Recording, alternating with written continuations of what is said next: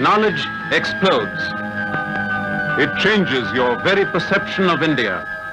The single most ambitious and most expensive non-fiction film ever produced here.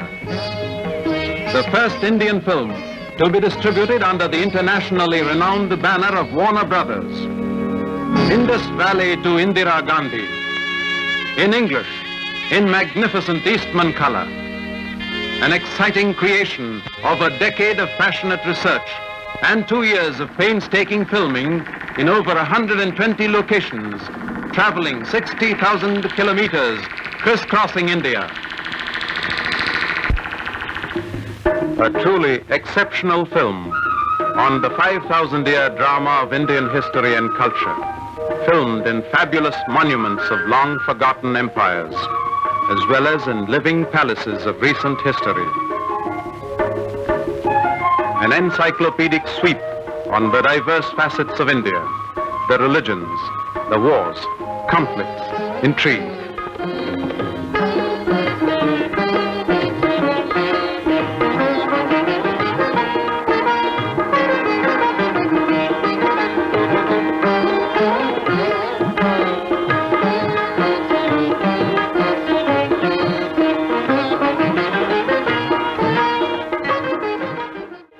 The women of India, ancient and modern.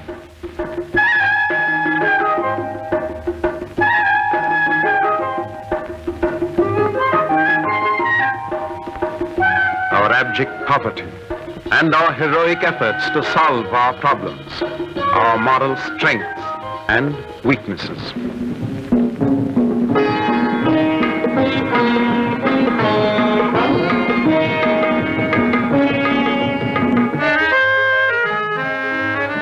Krishnaswamy, who has written, produced and directed this film, has won national awards for his short films. International acclaim as co-author of a book.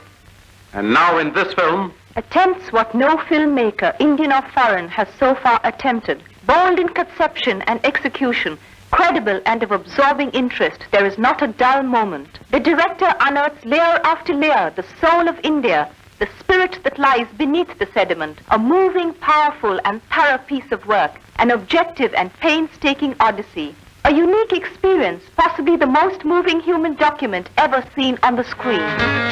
Indus Valley to Indira Gandhi is Krishnaswamy's magnum opus.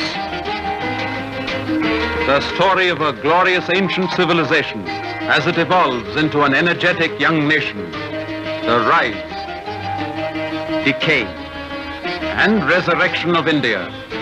An epic drama of the Indian people in 2 parts of about 2 hours each. Knowledge explodes. It changes your perception of India.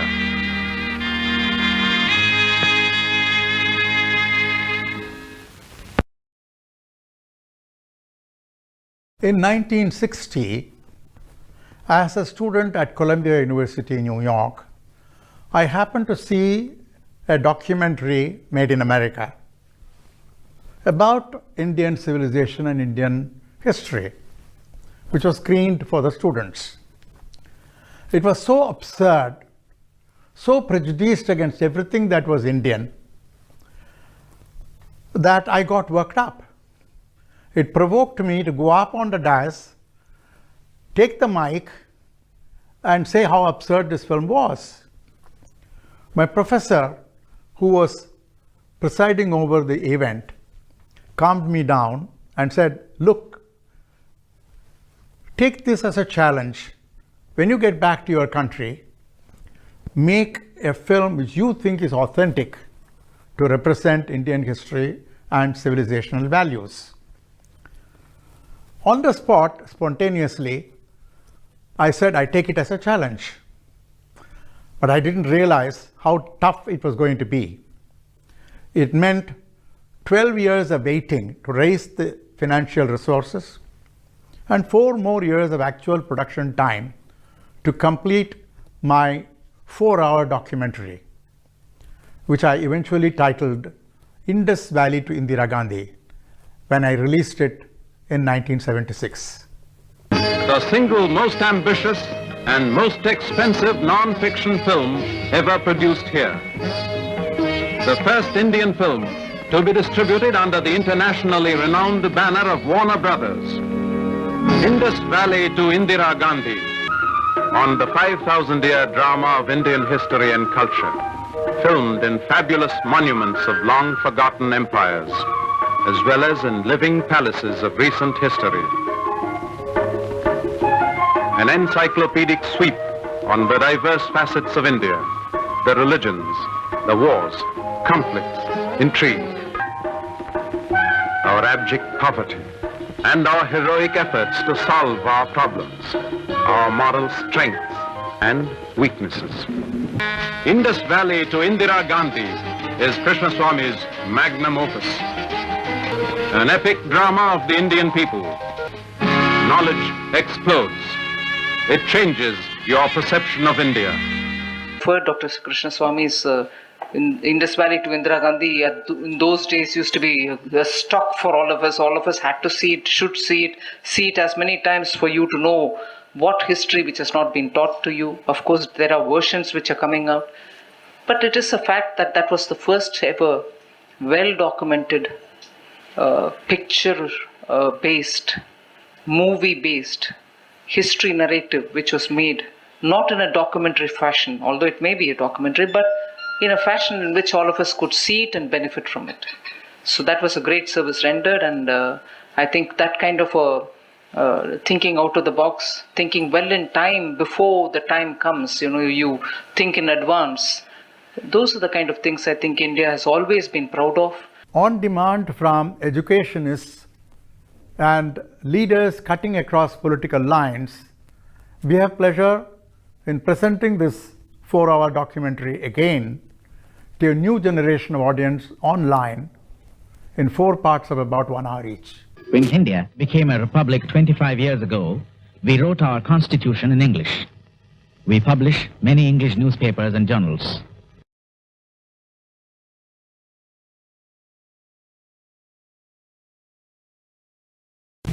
As a filmmaker, I've written the script for this film in English. Our business language is also English, because English is an Indian language. We adopted it a century ago.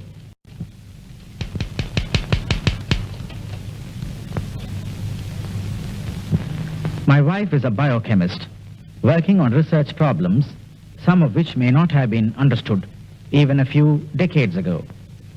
However, she is fond of jewelry, dress, literature and music, introduced during the Muslim rule of India between 300 and 800 years ago.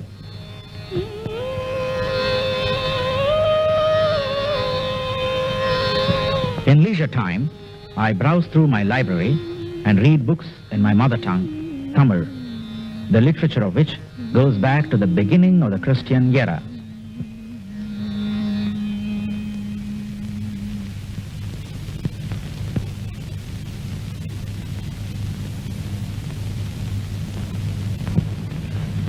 We are vegetarians in our family. Vegetarianism is a habit due to the influence of 2 men on our forefathers, the Buddha and Mahavira, some 500 years before Christ.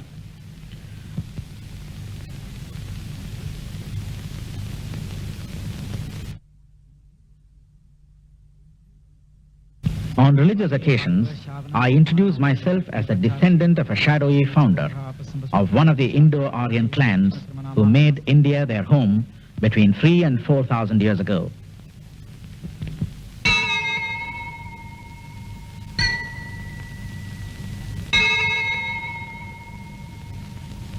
I visit a temple built by the Kalinga kings rather recently, 1,000 years ago, and there I worship God Shiva in the form of a lingam.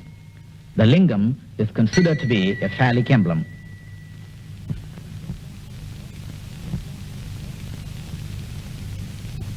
The linga has been worshipped by people from the time people of the Indus Valley civilization worshipped God in that form between 4,000 and 5,000 years ago.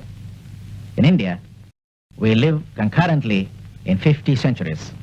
Hence, while narrating our story, we will choose those aspects of our 5,000-year history which are relevant for an understanding of India today.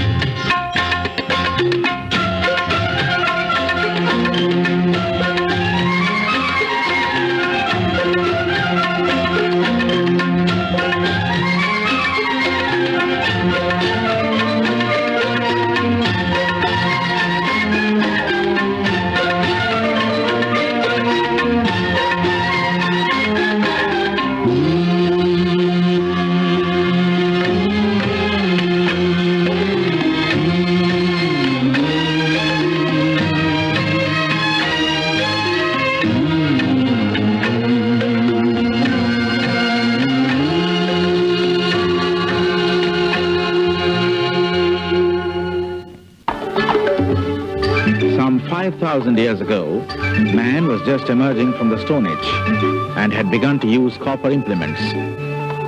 There are still hill tribes in remote parts of India even today in this level of culture. In the 3rd millennium before Christ, civilization in the nature of an organized government in an urban setting developed simultaneously in the river valleys of the Nile, the Euphrates, and the Indus. There are several sites of the Indus Valley culture, ranging almost 1,000 miles north-south along the Indus River. The main archaeological sites are Harappa and Mohenjo-daro, now in Pakistan, and Kalibangan and Lothal in India. At Kalibangan, we see organized parallel streets, north-south and east-west, lined with houses constructed with unburnt mud bricks of uniform size and quality.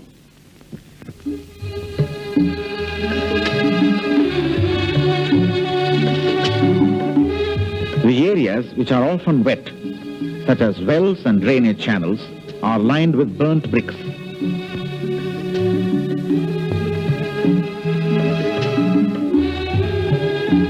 The Indus cities had elaborate drainage systems, the first of its kind in the world. This unique sewerage should have obviously been maintained by some municipal organization. The house ceilings were laid on wooden rafters. The average house size was 30 feet by 30 feet. Some houses had rooms in the first floor also. The bathrooms indicate that the Indus people, like the present-day Indians, took bath by pouring water over themselves from a pitcher.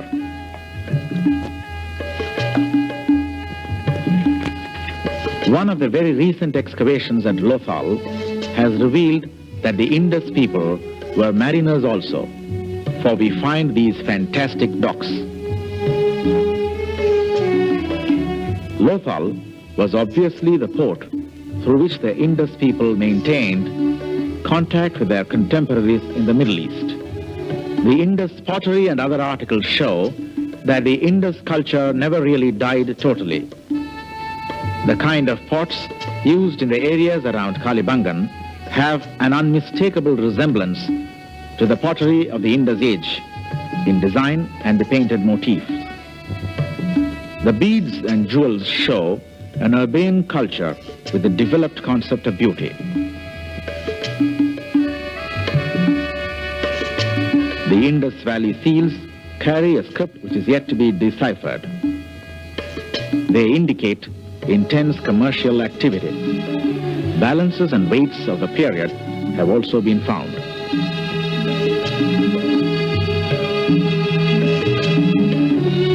The Indus people made terracotta figures, one of which shows a solid wheeled cart. We found such a primitive cart in operation in a field in Uttar Pradesh during filming. The Indus people also made bronze figures, the most famous of which is a girl interpreted by some scholars as a dancer. Notice the bent hip posture, which is unique to Indian art and which recurs throughout the different periods of Indian art. The new Kalibangan village near the excavation site, in the belt between Kalibangan and Ropar further to the north, have houses built with the same kind of unburnt bricks. Their wooden rafter ceilings are covered with mud bricks and plastered with mud. A resemblance to the Indus culture is very strong indeed. The Indus people grew sesamum, and sesamum oil is an important edible oil in India even now. In the villages, sesamum is crushed in a bullock-powered wooden mill, a method which has been in use for several thousand years.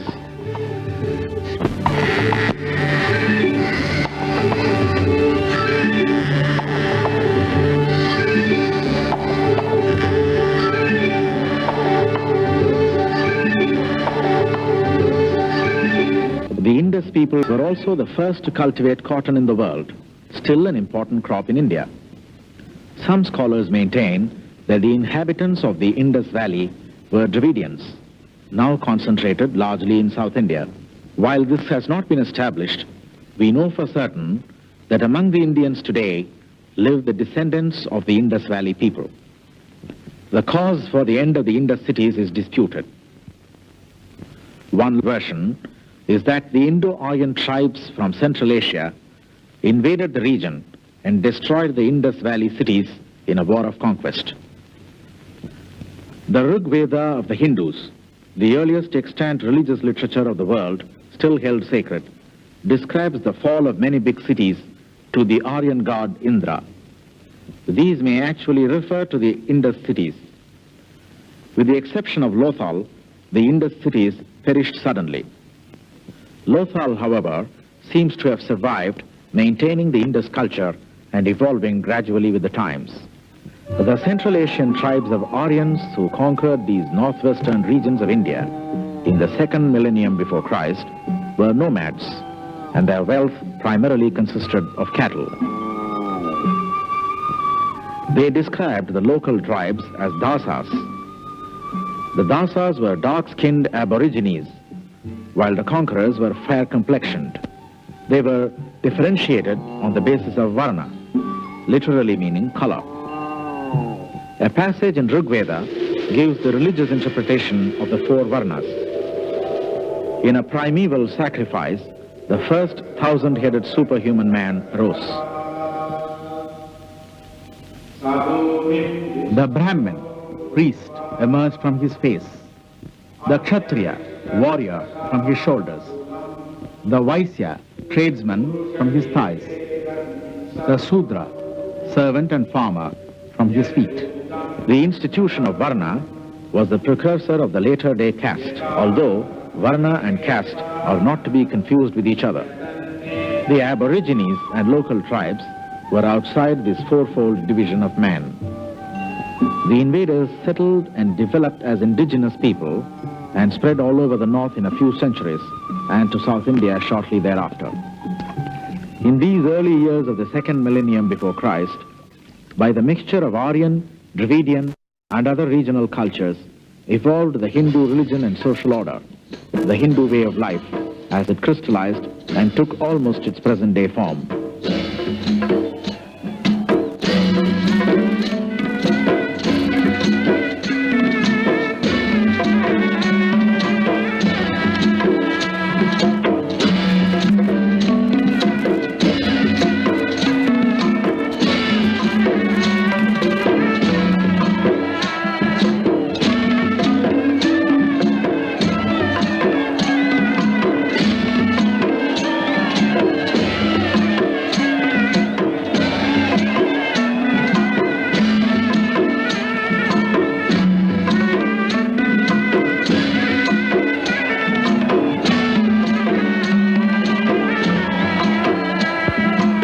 important basic unit of the Hindu society was the joint family.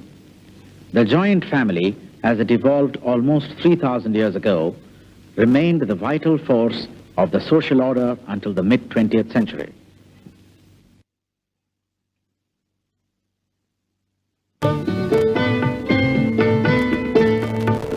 The patriarchal joint family consisted of several grandchildren,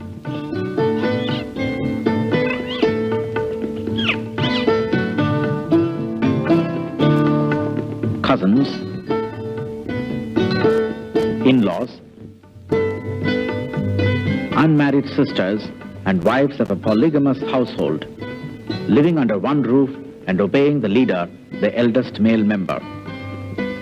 The individual was a less important entity than the family itself. Except for regional variation, property was inherited in the patriarchal line. The father was more or less a trustee of the family property and had no absolute rights over it. The family was fully involved in the Shraddha, the ceremony of annual offerings to the departed souls of their ancestors. The son performs this to 3 generations of departed persons by name and to all other anonymous and remote ancestors. This ceremony is performed by most Hindus even today, and the family ties are strengthened. Orthodox Hindus from all over come to the town of Gaya in Bihar to perform such a ceremony at least once in their lifetime. All decisions regarding the education, matrimonial choice, and avocation of the individual were taken for him by the head of the family. The individual had little personal liberty, but to compensate for it, he had a tremendous sense of security. More often than not, these days, Shraddha is performed not because the man believes that the sacrifice really benefits his dead father. It is a ritual performed as part of accepted behavior. This man offering oblations in the fire may be a civil servant or a company executive who does not even know the meaning of the chants. Socialization and mobility of the 20th century, a new education and personal ambition have undermined the joint family. The social importance is rapidly shifting to the individual from the family. The new family today consists of parents and the unmarried children only. The Aryan tribes began to settle down and establish kingdoms more than 1,000 years before Christ. Recently, archaeologists have excavated Kausambi, one of the citadels of Vedic culture in its early emergence into full urban statehood.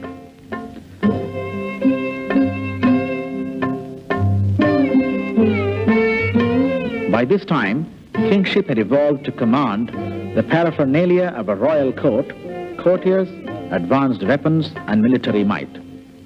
Iron had been smelted, and the range of metals used included tin, lead, silver, besides gold and copper, which were already known.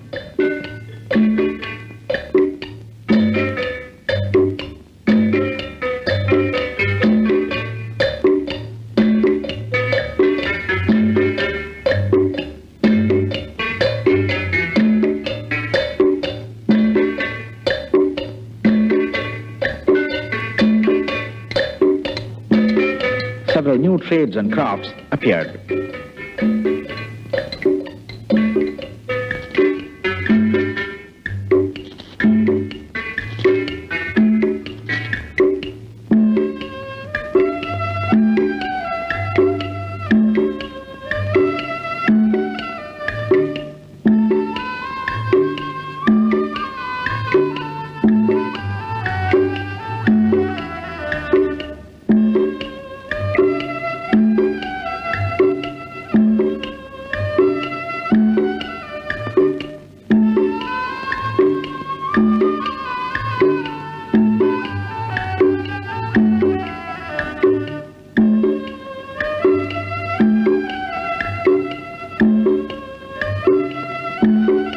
Rudimentary entertainment industry had come up. The elephant was tamed and used particularly to clear forests and lift heavy logs for building and transport.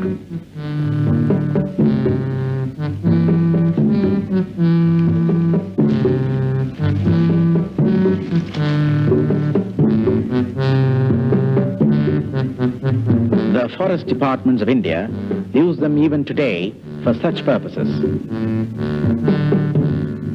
Later, the elephant began to be used in warfare.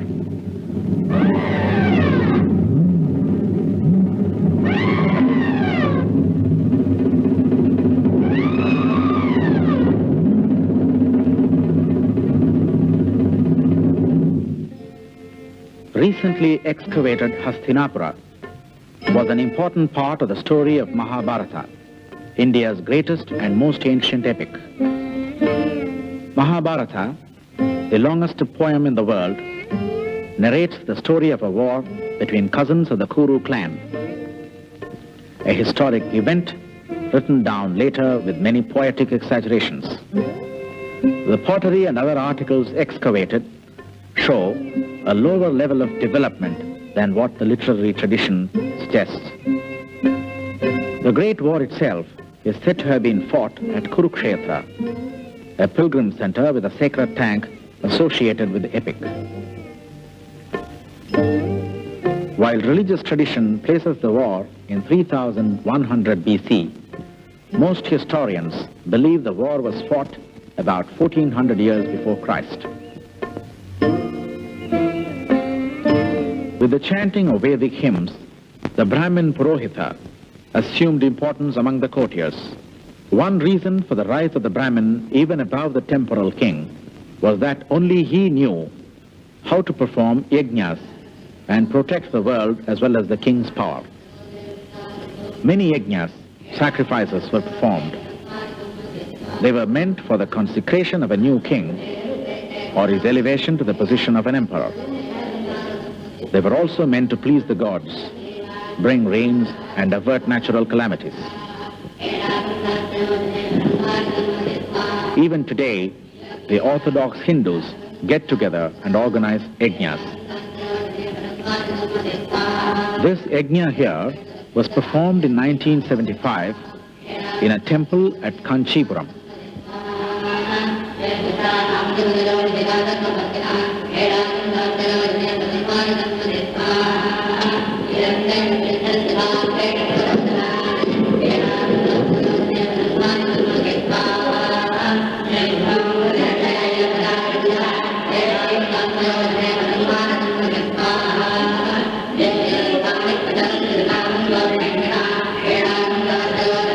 Fruits, minerals, metal, silk, gemstones, and many other materials are offered to the gods in the sacrificial fire.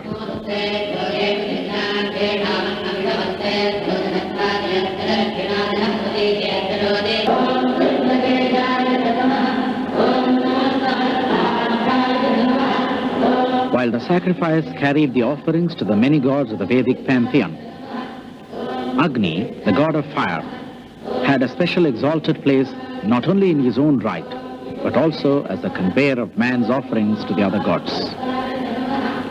In its quest for an understanding of reality, the Veda asks, is there only one Agni or are there many? How could fire be one and many at the same time? For the Vedic poet found fire in the domestic hearth. He found it as a potential in the firewood, in the lightning in the skies, and in the sacrificial fires. This kind of speculation of the mystic authors of the Vedas made them wonder about the nature of the elements of man, life and death, and created the metaphysical and philosophical base of Indian thinking for all time to come.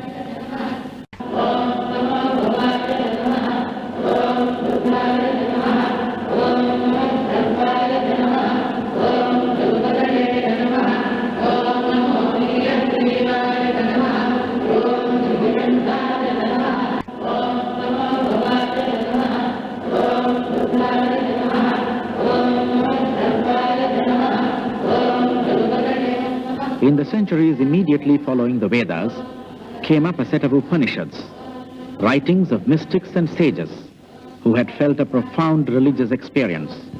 The concepts would suffer oversimplification in an omnibus attempt like this. However, basically, they postulate three principles. First is the transmigration of the soul. Second is karma.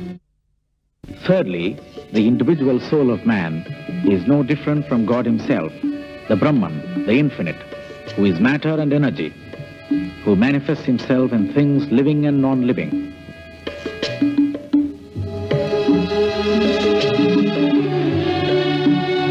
The individual soul can try to end the cycles of birth and rebirth and regain union with the universal soul by conscious effort. To achieve this end, men became ascetics, renouncing the world and all its pleasures. Becoming an ascetic had its attraction also. One is supposed to get a mastery of the mysterious powers of the world to control mind and matter, capable of performing miracles.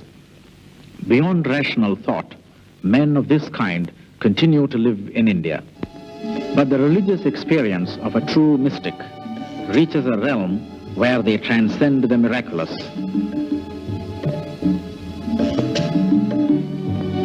Swami Ramakrishna Paramahamsa, who lived in our own times, explained that he had lived as a Hindu, Christian, and Muslim and experienced God through every path.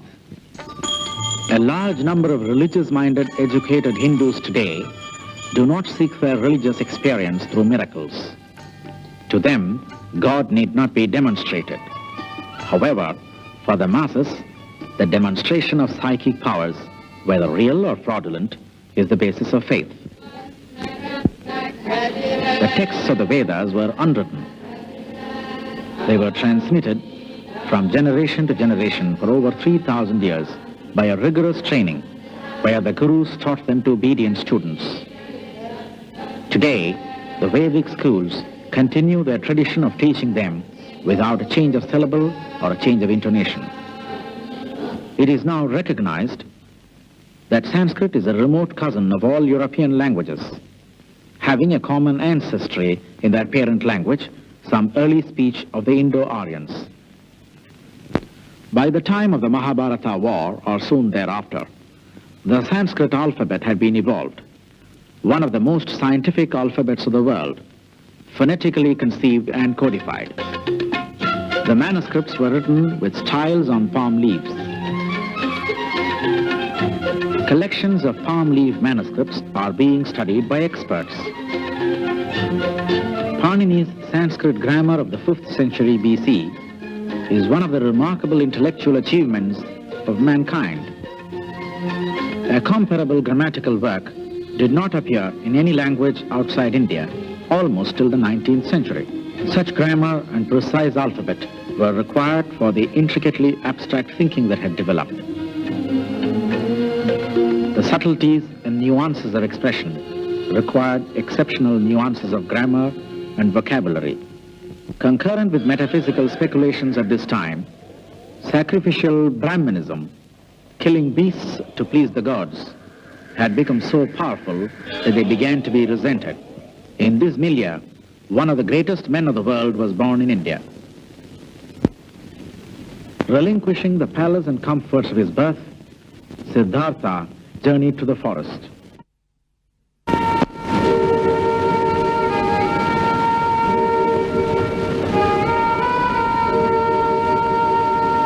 By deep meditation under a Bodhi tree, he attained enlightenment and became the Buddha.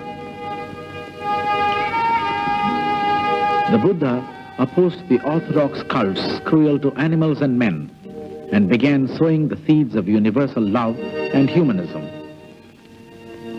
By the side of the tree, at the very site where the Buddha attained enlightenment, stands the temple of Bodh Gaya. No one before Christ, except the Buddha, preached the ideal of love so passionately. Here is a vow of a Bodhisattva prescribed by the Buddha, heard against images of contemporary India. I take upon myself the deeds of all beings, I take their suffering upon me. I bear it. I do not draw back from it. I do not tremble at it. I have no fear of it. I do not lose heart. I must bear the burden of all beings, for I have vowed to save all things living. I think not of my own salvation, but strive to bestow on all beings the royalty of supreme wisdom. So I take upon myself all the sorrows of all the beings.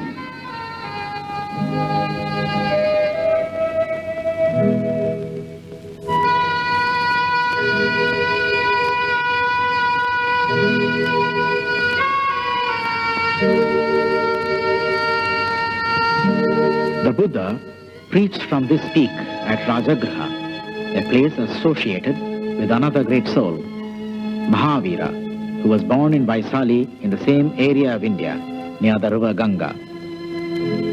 A contemporary of the Buddha and founder of the Jain religion, Mahavira propagated compassion for all living things, including insects. His ahimsa, or non-violence, influenced Indian thinking profoundly. Politically also, the center of activity had shifted east to the banks of the Ganges.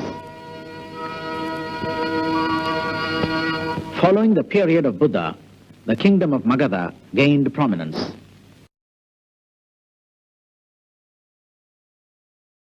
The Magadhan capital was Pataliputra, near modern Patna in Bihar.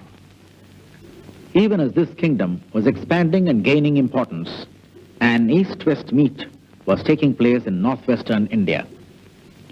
Emperor Alexander of Macedon had conquered the Middle East countries and began attacking India, although Alexander hardly ever ruled any part of India directly. His partial victory affected and influenced the subcontinent of India. Guided by an able minister Chanakya, one Chandragupta Maurya came to power at Pataliputra. He and his son expanded and annexed large territories of land. The Mauryan state was the first vast Indian empire.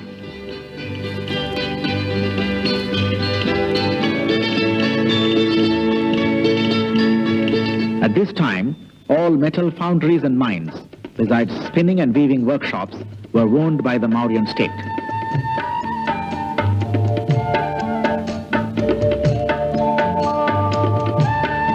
Land belonged entirely to the state, and the farmer cultivated it for the state.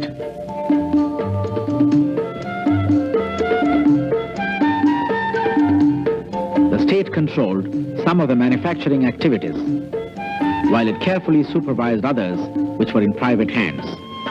Large merchants flourished, such as one who controlled over 500 potters' workshops and sold the wares over the whole of the Gangetic plains.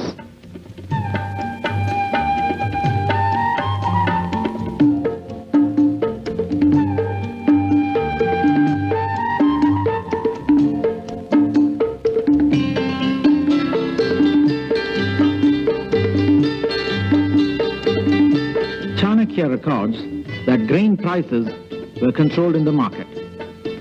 They were bought by the state when harvest was good and the grain released to bring down the price in times of scarcity. Chanakya's book also recommends seizure of food grains from rich men's storage when the country faces a famine. In his book, he lays down a road toll to take care of road maintenance and insurance against theft.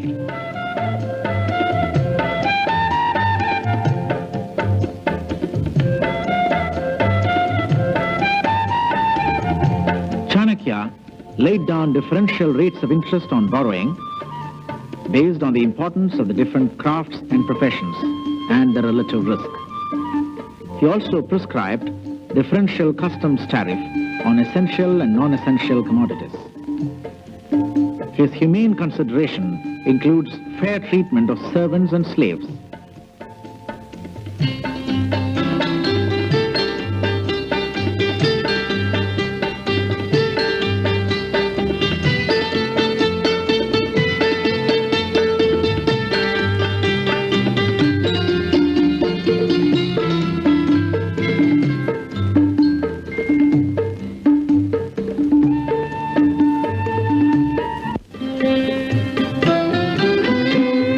Chanakya influenced all succeeding Indian rulers in different ways. Modern India's first Prime Minister, Jawaharlal Nehru, lived and worked from this house. Unconsciously perhaps, he strictly followed Chanakya's rigorous rules of discipline for a ruler. Chanakya compares the ruler to an ascetic, a guardian of public property and a father of all his subjects. He allows a king 4.5 hours of sleep and 3 hours of personal life per day to enable a ruler to spend all his time on matters of state.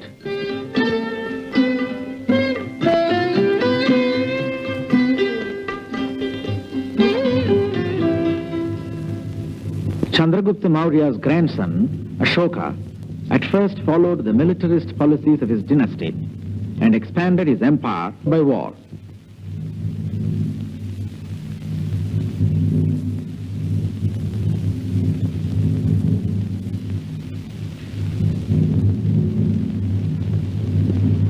But after succeeding in the war with Kalinga in modern Orissa, he suddenly realized the cruelty and futility of war. In this battlefield, he became a devout follower of the Buddha. Ashoka was a noble king of India, one of the greatest rulers of the world. Ashoka took it upon himself to spread the message of the Buddha and make a moral conquest of the world. He built a Buddhist stupa at Sarnath, where the Buddha delivered his first sermon after enlightenment.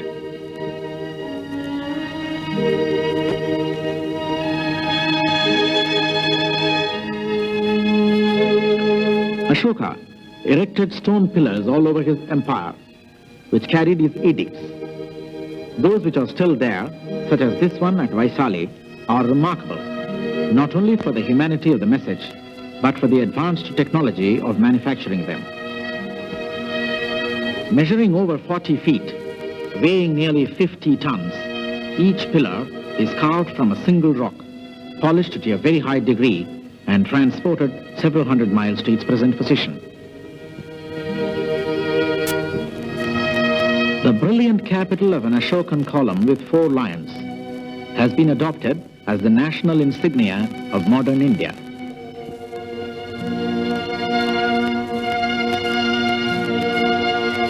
Ashoka's messengers toured many parts of Asia, converting kings and commoners to the loving faith of the Buddha. Buddhism became a world religion.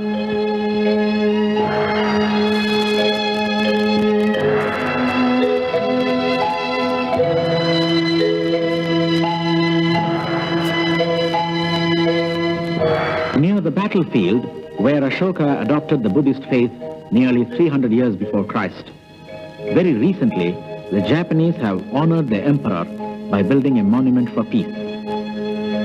Ashoka extended his royal patronage to encourage vegetarianism, which became since then a characteristic feature of the higher class Hindu. Today, all over India, there are vegetarian hotels offering different regional recipes.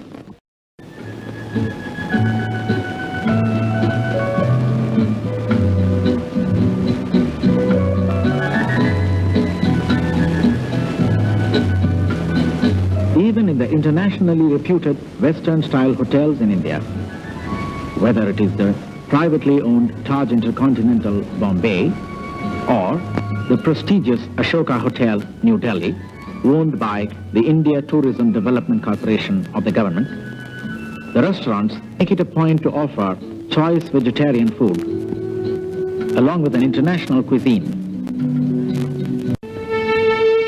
The Buddhist stupa at Sanchi was originally built in Ashoka's time and later expanded and improved by different people in the succeeding centuries.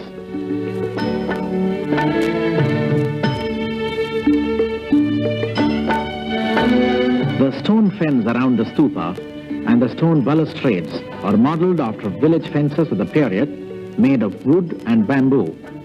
The important feature of Sanchi consists of 4 elaborately carved gateways to the stupa. Very intricately worked bas-relief figures depict the village life of the period, tales from the Buddha's life, animals and birds, as well as mythical demons.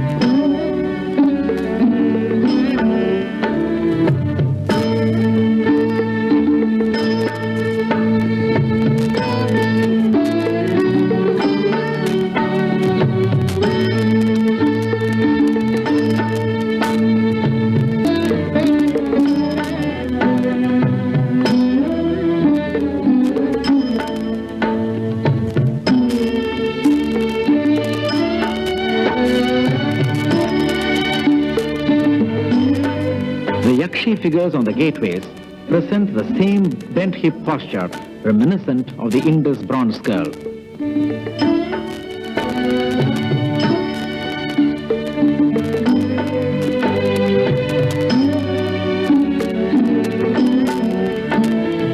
Barhut, of the same age as Sanchi, is in ruins. A part of Barhut monument has been reconstructed at the Indian Museum, Calcutta.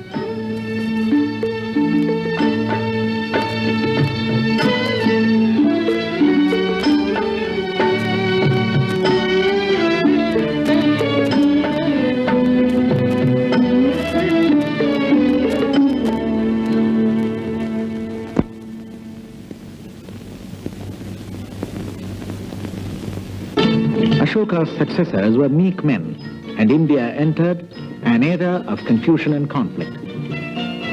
Among the various invaders from the northwest came the Greeks, who had settled in Bactria in the Middle East. They were foreign invaders for a short period, but they got absorbed in India and settled down for good in small kingdoms of northwest India. The Greeks brought with them their concepts of astronomy and astrology. Even during the composition of the Vedas, the heavens had been charted in India by means of 27 lunar mansions or nakshatras. India also knew and worshipped 9 planets of the solar system, in which they included the 2 nodes of the moon. To this were added the 12 signs of the zodiac when the Greeks arrived. Astrology developed into an important phase of Indian thinking.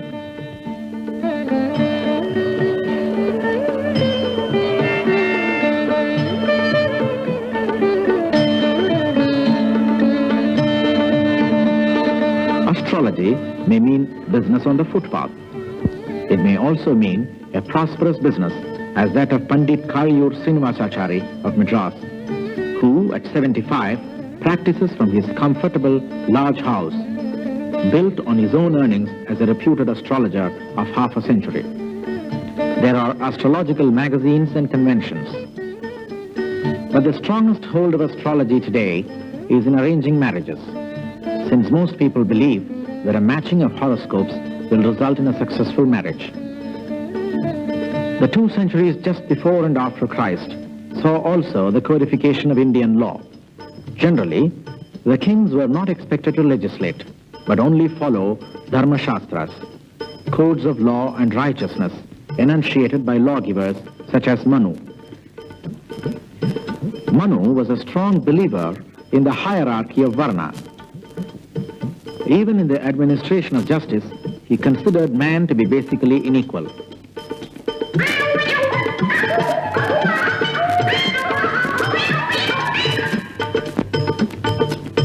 If a Sudra had slandered a Brahmin, he was fined 8 coins.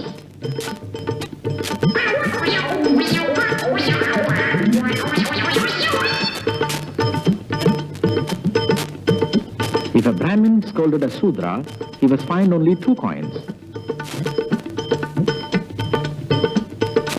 Not that Manu was always favorable to the higher class.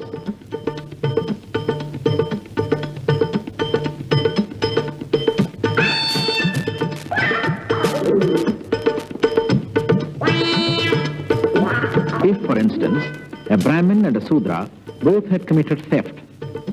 The Sudra was fined 8 times the value of the stolen article, whereas the Brahmin had to pay 64 times the value. The higher classes were expected to behave better. Some of the most humane laws of Manu were with respect to the conduct of war. A king and his soldiers would go to hell if they harmed a citizen who was not in actual combat. An unarmed opponent can be taken prisoner but not ill-treated or killed. Greek ambassador to the Mauryan court, Megasthenes, records that even as a large battle was in progress somewhere nearby, the farmers were working peacefully. There were further invasions to the northwest frontiers. Scythian tribes waged war and were closely followed by Kushanas of Central Asia. This is an authentic sculpture of Kanishka without the head, the important king of this dynasty who founded the Saka era in 78 AD, now revived as the official era of the government of India. A new school of sculpture developed under Kanishka. The Gandhara school, somewhat influenced by Western tradition, has Indian characteristics. The Western influence during Kanishka's reign was largely due to the flourishing trade with Rome.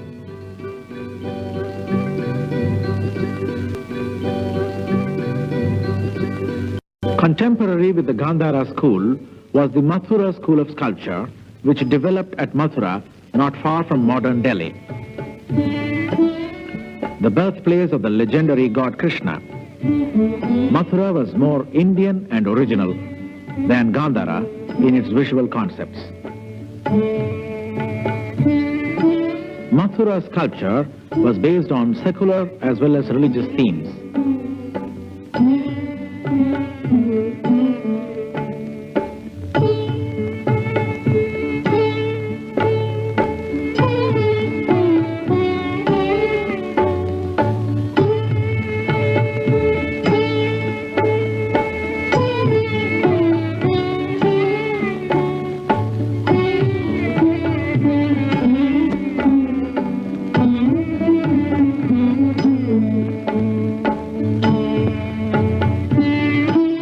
Sculptors had made several images of Jain saints.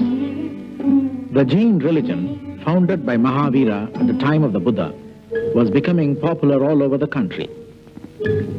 Here at Sravanabalagala in South India, Jains from all over assembled to worship the gigantic Jain image of Gomateshwara on a hillock. We are using this 10th century monolith while dealing with Mathura sculpture of a much earlier period, only to illustrate an idea. Since the Hindu social order gave only 3rd place to the merchant class, after the priests and the warriors, the wealthy merchants probably found it better to belong to the classless Jain religion, which also favored high ethical values of the Hindu religion of the day. The Jains have generally always been a prosperous group. To return to the Mathura school of sculpture, it had the patronage of Jains to start with. Some scholars conjecture that these Jain images were an inspiration to the Buddhists of the day to make similar images of the Buddha. Whatever the truth of that hypothesis, it is here in Mathura that the now world-renowned figure of the Buddha was first conceived and sculptured.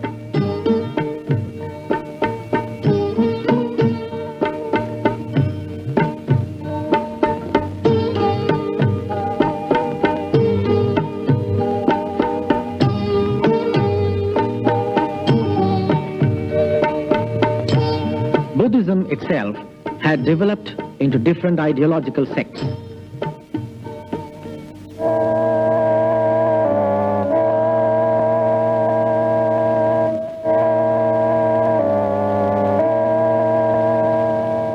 The two major schools interpreted the main teachings of Buddha differently. The two main systems spread in two different directions outside India. The Hindu devotional poet Jayadeva of Bengal, among others, interpreted the Buddha as one of the 10 incarnations of God Vishnu.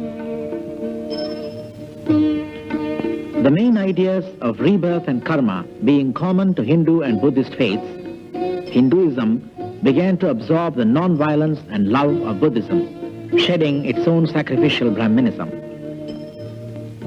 At the temple of Bodh Gaya today, the Buddha is worshipped by Hindu as well as Buddhist priests. Shantakaram bhujagashayanam padmanabham suresham vishwakaram gaganashadasham meghavannam shubhangam lakshmikantam kamalanayanam.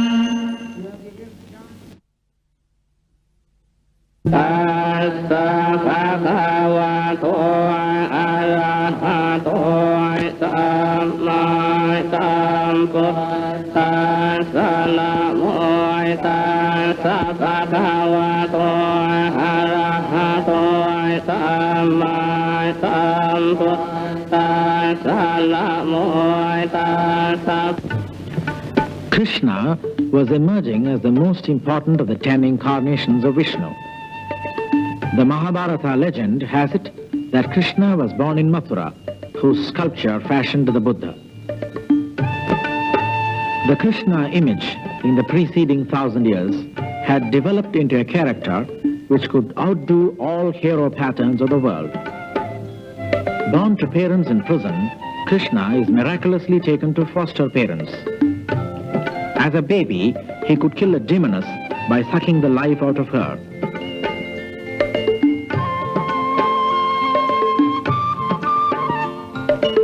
He is a daredevil boy, killing a monster serpent in the deep Yamuna river, conquering and killing many other demons.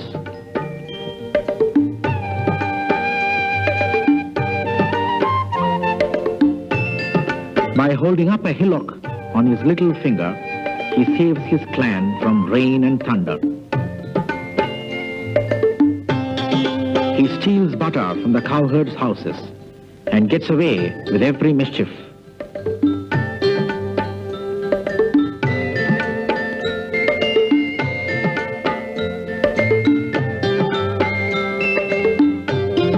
He plays his mellifluous flute and lures not only the girls, but even the cows, deer, and peacocks.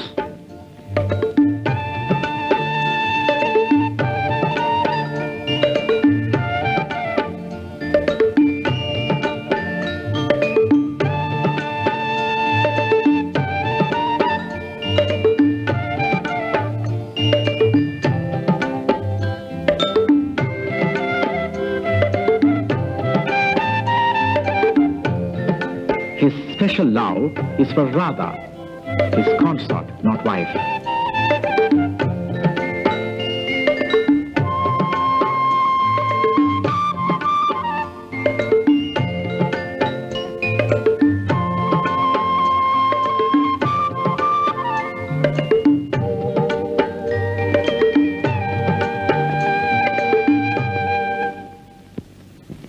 Friend and advisor to the hero of Mahabharata, Krishna delivers him a sermon at the battlefront, the Bhagavad Gita. Vyasa, the great author of the Mahabharata, obviously found the all-pervading image of Krishna to be his ideal vehicle to reach everyone. Being a chapter of Mahabharata, the Bhagavad Gita was composed probably around 500 BC. Your business is with the deeds, not with the fruits thereof, says the Gita. It calls men away from the loneliness of renunciation into the world of action, actions without attachments to the fruits thereof. Bhagavad Gita, translated into many major languages of the world, is the central scripture of modern Hinduism. It has influenced many minds of the world. It is the basis of Aldous Huxley's The Perennial Philosophy. It has inspired every national leader of modern India.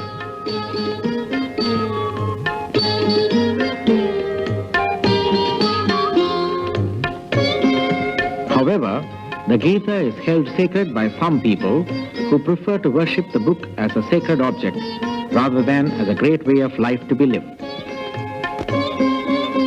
The period immediately before and after Christ was one of political fragmentation of India. No large empire such as that of Mauryas had come up till early in the 4th century, when another king, Chandragupta, assumed power at Pataliputra. He and his son conquered many petty and large kingdoms, and the Gupta Empire began to flourish. The Guptas paid attention to education, not only in the traditional system of the individual guru and shishya, mentor and student, but also by promoting university centers of higher learning, such as Nalanda, often referred to as the Golden Age. The Gupta period was at its zenith, particularly under Chandragupta II.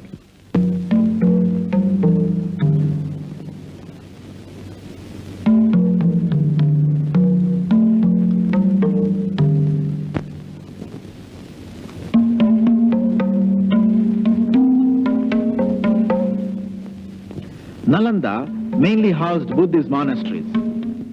Apart from Hindu and Buddhist theology, secular learning was also pursued here. At the height of its glory, Nalanda had nearly 10,000 students, supported by revenues from enormous villages, granted by the Gupta and the succeeding kings. Other Buddhist and Jain monasteries across the land also served as centers of learning. Students of any faith were admitted here. Nalanda had been patronized even before and after the Gupta age. Its main temple has constructions one over another, revealing different layers of construction.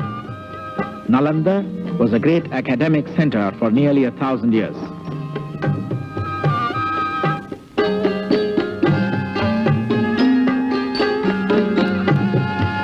Metallurgy made astounding progress. This iron pillar near Delhi, erected during the Gupta period as a memorial, is about 23 feet high. As a single iron piece, it is of a size and weight which could not have been produced in the best foundries of Europe till the 19th century. It obviously demanded high technical proficiency to make this in such a manner that it shows no signs of rusting after about 15 centuries now. Another branch of applied science which reached a high degree of development was pharmacology. The ancient Indian systems of medicine were now codified by Susruta and Charaka. There are also other regional systems. These systems continue in practice today almost all over India. Thousands of herbs and other vegetable and animal matter formed part of the pharmacopoeia. Among other organizations, the Indian Medical Practitioners Association at Madras today manufactures these drugs for nationwide sale.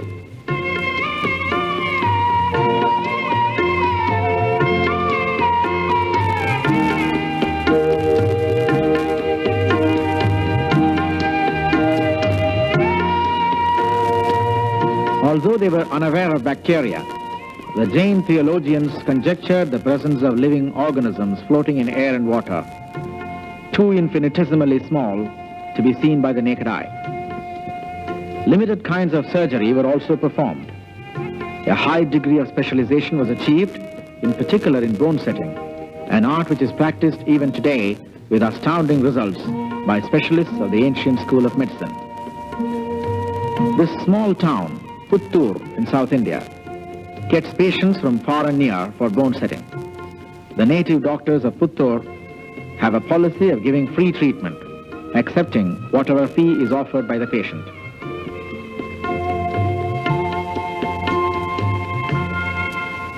By the 5th century, Hatha Yoga had also made progress. Dr. Chandrahasan Johnson, professor of radiology at the CMC hospital at Vellore, recently happened to see a street entertainer performing a feat.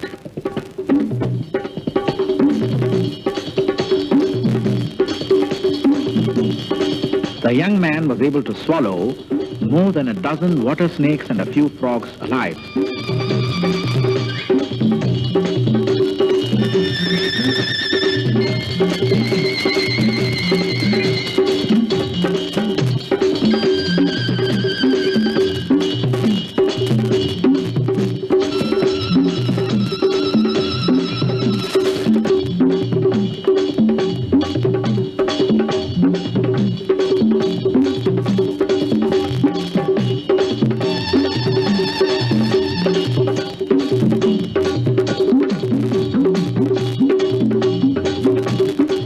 able to bring them out alive again by just spitting them out.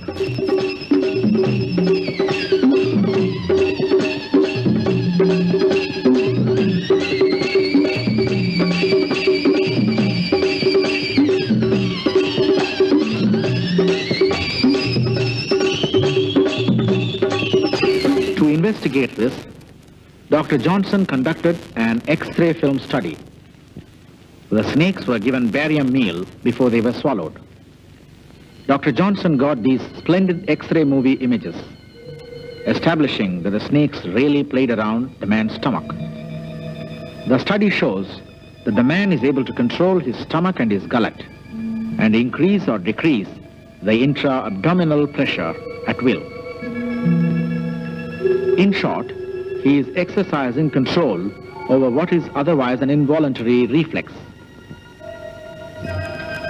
Dr. Johnson has studied over 50,000 cases of barium meal and has come across hundreds of cases which exhibit paraphysiological phenomena. Paraphysiology is a study of physiology which is abnormal but not pathological. Here is his record in X-ray movie of the voluntary control of stomach muscles and sphincters by a person who has achieved such control. The subject is able to lift half his stomach into the chest and take it back.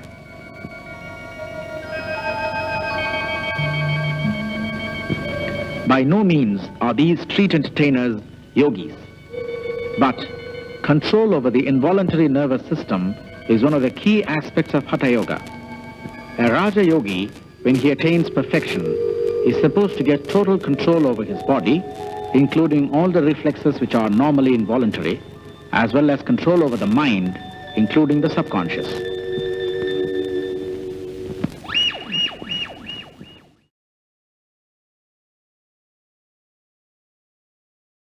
The entire 4 hours of Indus Valley to Indira Gandhi is conceived as a dialogue between the present and the past. Hence, although the first 2 parts deal with approximately the period between 3000 BCE to about 1000 years after Christ, we also deal with, in this second part, the origins of caste and untouchability and their process of transformation in independent India today. The first Indian film to be distributed under the internationally renowned banner of Warner Brothers. Indus Valley to Indira Gandhi. In English, in magnificent Eastman color. An exciting creation of a decade of passionate research and 2 years of painstaking filming in over 120 locations, traveling 60,000 kilometers, crisscrossing India. A truly exceptional film on the 5,000-year drama of Indian history and culture, filmed in fabulous monuments of long-forgotten empires, as well as in living palaces of recent history. An encyclopedic sweep on the diverse facets of India, the religions, the wars, conflicts, intrigue. The women of India, ancient and modern.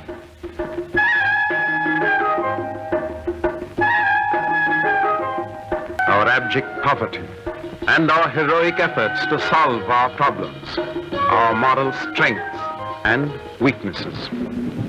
Indus Valley to Indira Gandhi is Krishnaswamy's magnum opus. An epic drama of the Indian people. Knowledge explodes.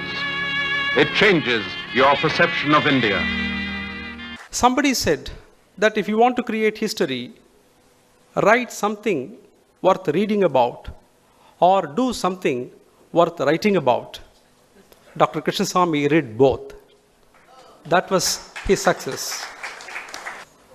I still recollect the day on which I witnessed the movie Indus Valley to Indira Gandhi. I was a student of the Vivekananda College at that time. I must confess to my revered Swamiji that that was the only occasion I cut my classes to go and watch that movie. But it is too late for them to take disciplinary action against me. What happened?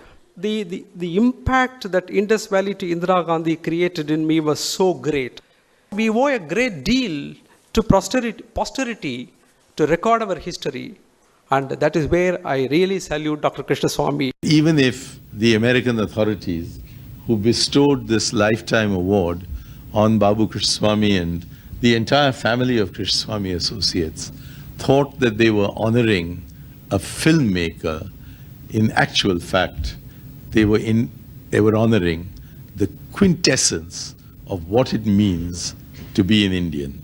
Because underlying this large oeuvre, this large lifetime's work, is a theme which goes well beyond the confines of cinema and actually occupies the entire civilizational space of our country. So this is an inheritance which brings art together with the making of our nationhood and with the preservation of our nationhood. On demand from educationists and leaders cutting across political lines, we have pleasure in presenting this 4-hour film again to a new generation of audience online in 4 parts of about 1 hour each.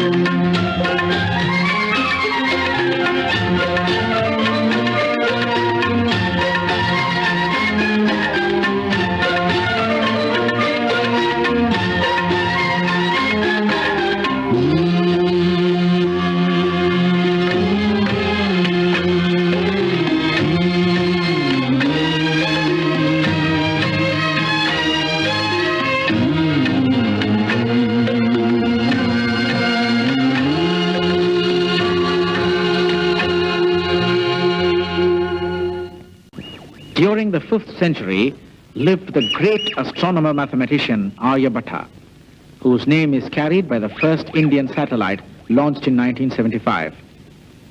Even as the tracking station at Sriharikota, South India, is receiving the message from satellite Aryabhatta, one thinks of the astronomer-mathematician who also recognized the world to be spherical and knew it revolved around its axis. One of his anonymous contemporaries in India invented the zero and gave place value for numbers, while another developed the decimal system of calculation. To Aryabhatta and his colleagues, the number was an abstraction and not just a measurement of quantity.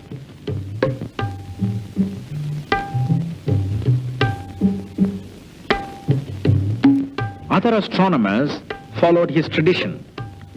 Brahmagupta of the 7th century calculated the circumference of the earth, and his figure was more accurate than that given by any of his counterparts the world over. Indian astronomers continued without instruments or telescopes. These constructions were made in the 17th century for astronomical observations. The method of the early Indian astronomer was based largely on mathematics and logical deduction. Eclipses were forecast with precision and their causes understood. In fact, as in mathematics, Indian philosophers conceived of astonishing subtleties by deduction. They did not have the accuracy of modern experimental science, but they do leave us breathless for their very conception.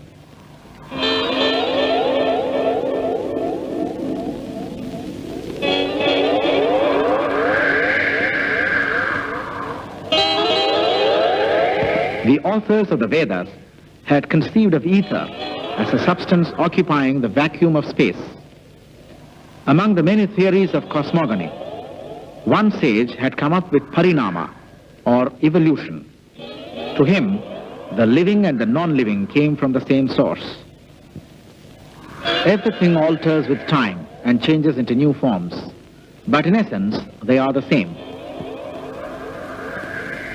Some interpreters have stretched this a little too far to read this message in the 10 incarnations of Vishnu in Hindu mythology. It is more likely an accident that the first incarnation is of a fish, the second a tortoise, the third a boar, and so on, reaching human form later. The avatars, or incarnations, provided much material for the sculptures of India. This one, at Udayagiri in central India, of Vishnu as a boar, is the finest example of Gupta sculpture, the period we are dealing with.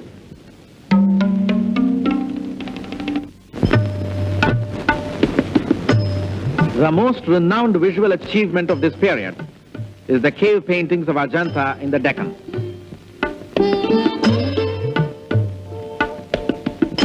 Ajanta caves were created by Buddhist monks between the 2nd century BC and the 6th century AD.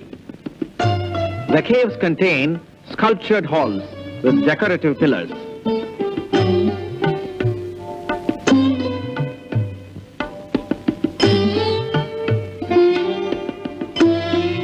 Ajanta excelled primarily in its paintings. Here we see not only religious but secular themes, ever since their discovery from obscurity in the 19th century. Ajanta has been world-renowned.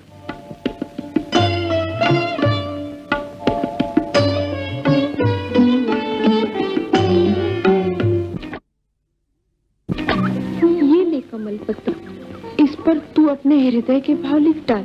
मैं इसमें भगवती का प्रसाद रखकर। Even as artists were painting the caves of Ajanta, one of the world's greatest poets and dramatists was composing elsewhere in the country, Kalidasa.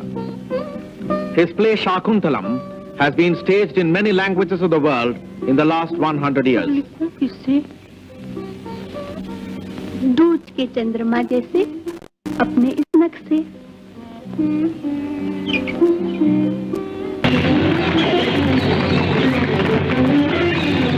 Here are extracts from a film based on Shakuntalam, directed by V. Shantaram, a leading Indian director for 4 decades, who also plays the hero.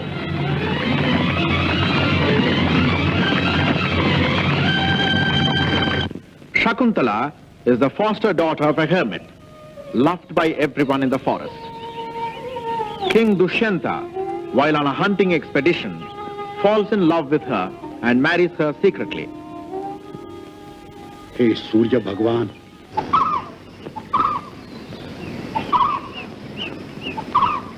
हम अपने इष्ट देवता सूर्य भगवान को साक्षी रख गांधर्व विवाह करके तुम्हें अपनी पत्नी के रूप में स्वीकार करते हैं।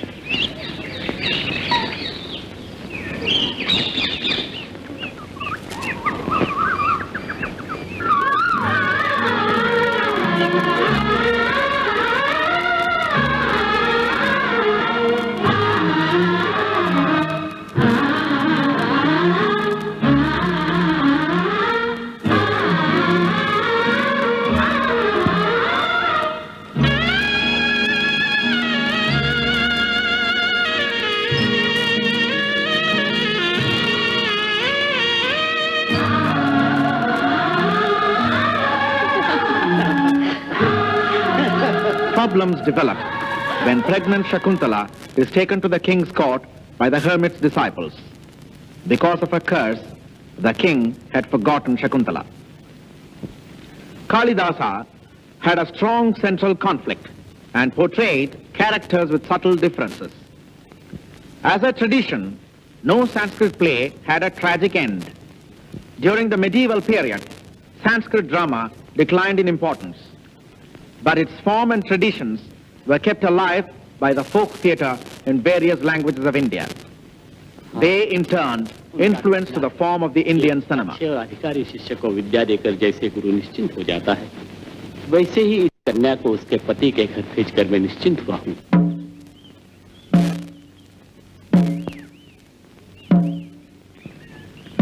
With this kind of poetry and painting, mathematics and metallurgy, philosophy and political stability, India during the 4th to the 6th centuries was probably the most flourishing place in the world. This high degree of civilization coexisted with an anachronism of irreconcilable inhumanity. A certain class of human being was treated almost as a different and rather inferior species. The untouchable had to sound a drum as he approached, for his proximity was pollution.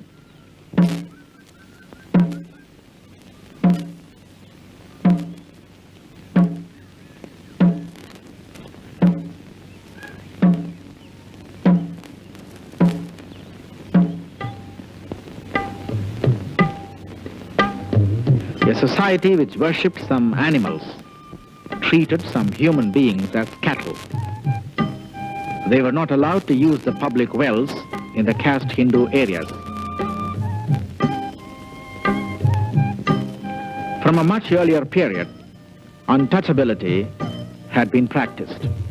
It persisted in India to the 20th century.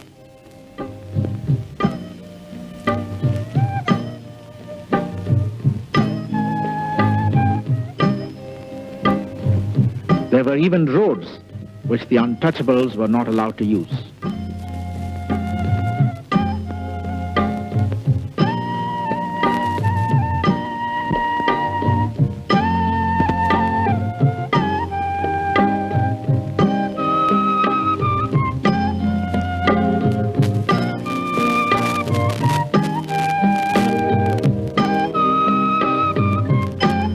From the high caste Hindu village, the untouchable areas were always distinct and separated in space.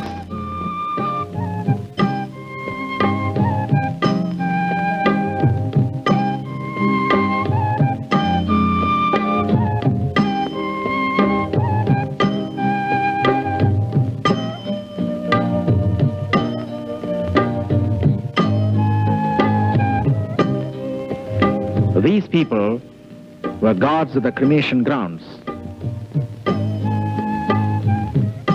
scavengers,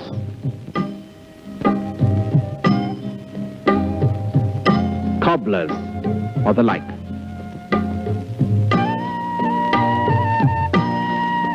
It required a Mahatma Gandhi to rouse the Hindu conscience against this indignity.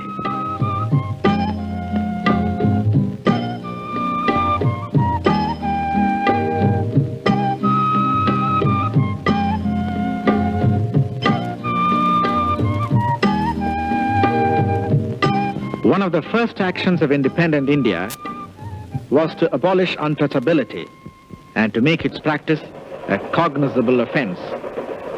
In the cities today, the one-time Harijan, as an untouchable is called, rubs shoulders with other Hindus in the crowded buses, shares the same table in the restaurants, and it is hard to find who is who by origin. To compensate for centuries of stagnation and imposed backwardness, India today gives a preferential treatment to the erstwhile untouchable in matters of education and government employment.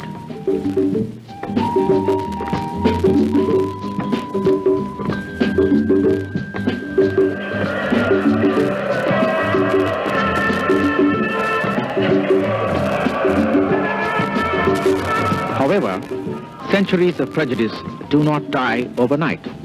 For instance, the municipal administration subjects the scavenger to work in the sewers unprotected. After all, he is an erstwhile untouchable.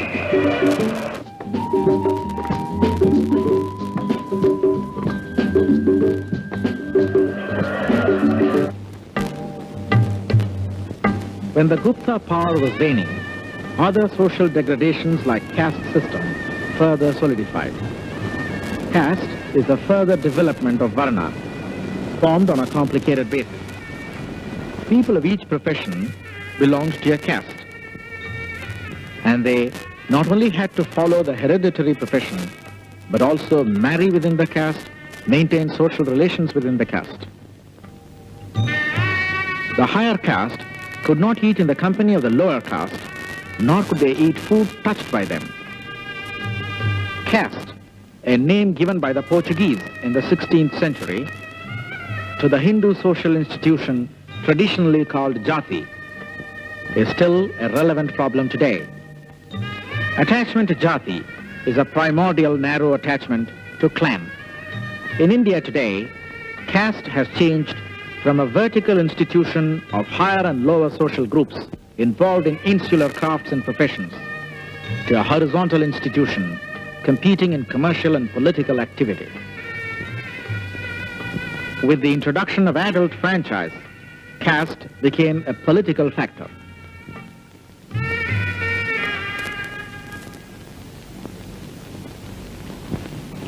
Back at the end of the Gupta period, the 6th and the 7th centuries saw not only a social decline by the emerging rigidity of caste, but also new religious movements based on magic.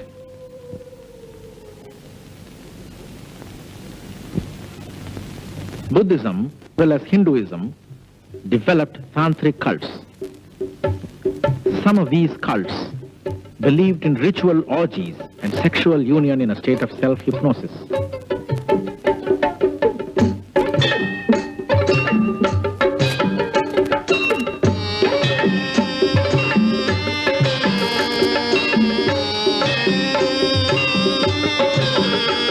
Some worship gods and goddesses of a fierce type, showing them in union.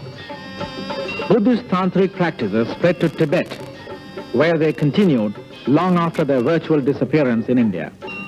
Hindu tantric practices continued in isolation and secrecy in Bengal and elsewhere.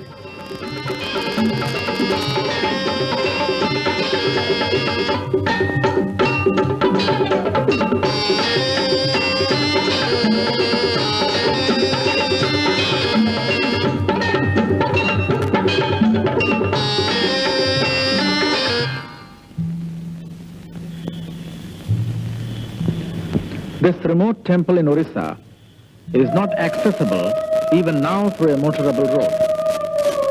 This was one of the temples where men and women were beheaded to please the gods of these cults. The victims were either forced physically or put in a hypnotic state before the ritual murder.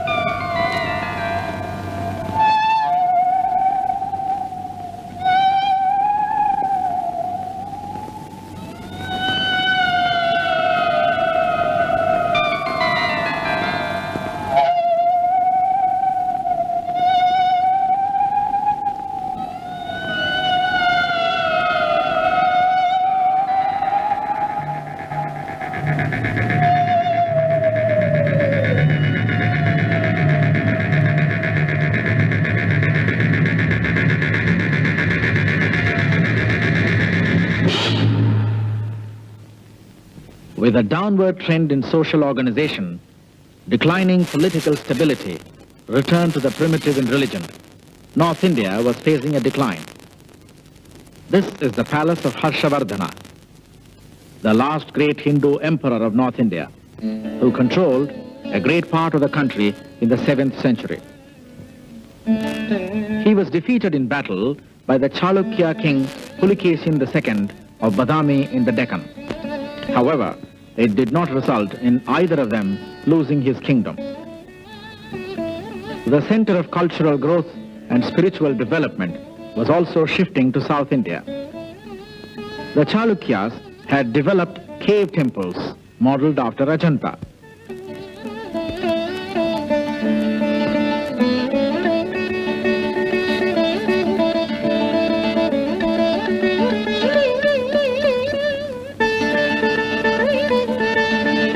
The avatars of Vishnu and figures of dancing Shiva are notable among Badami sculptures. The powerful Chalukya king himself suffered defeat at the hands of King Narasimha Pallava of Kanchi, Tamil Nadu.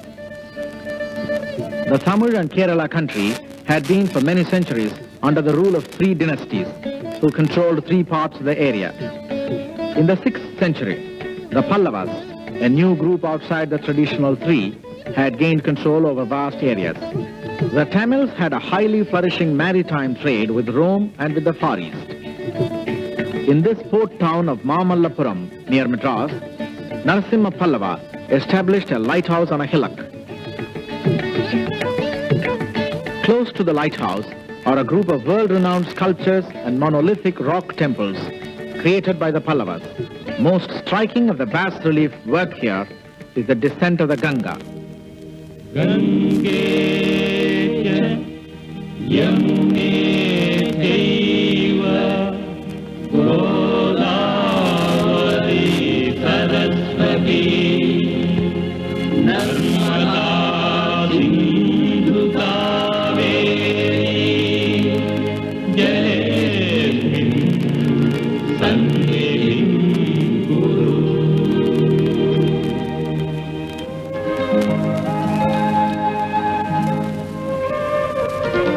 The Vedic poem, just sung, praises and unites all the major rivers of India.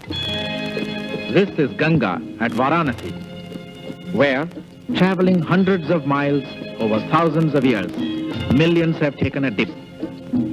And each one has cherished it as an important moment in life.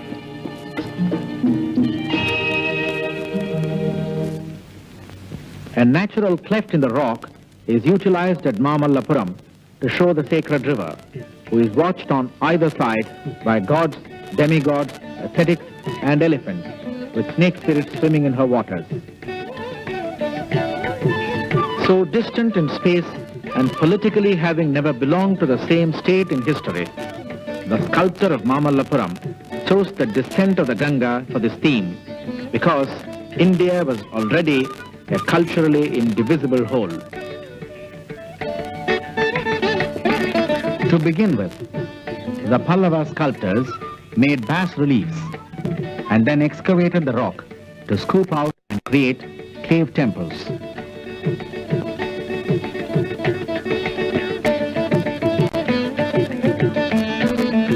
But they went further and converted whole rocks into temples, with sculptured finish in the interior and exterior alike.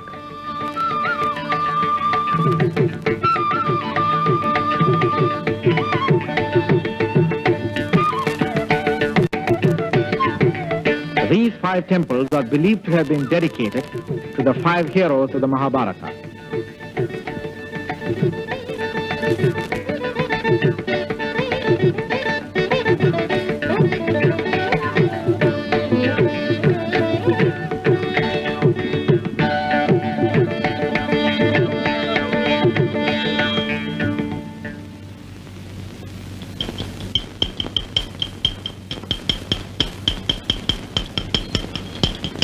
The sculptural tradition of Tamil Nadu has been kept alive by generations of sculptors who now function with renewed zest in a new sculpture school organized at Mamallapuram.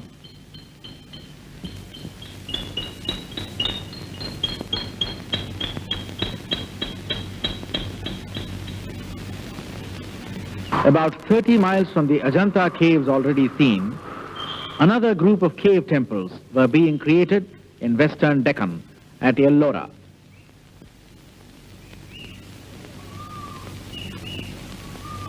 The Pallava influence on the Rashtrakuta king Krishna inspired him to create the Kailasanatha, a temple of Ellora which has been described as the most stupendous single work of art executed in India. Here, an entire rock face has been scooped and carved out into a multi-storied temple, carved like a gigantic statue from a hillside. The single largest monolithic monument of the world, it is complete in all respects with its prayer hall, sanctum, ambulatory passage, and places for the large Hindu pantheon.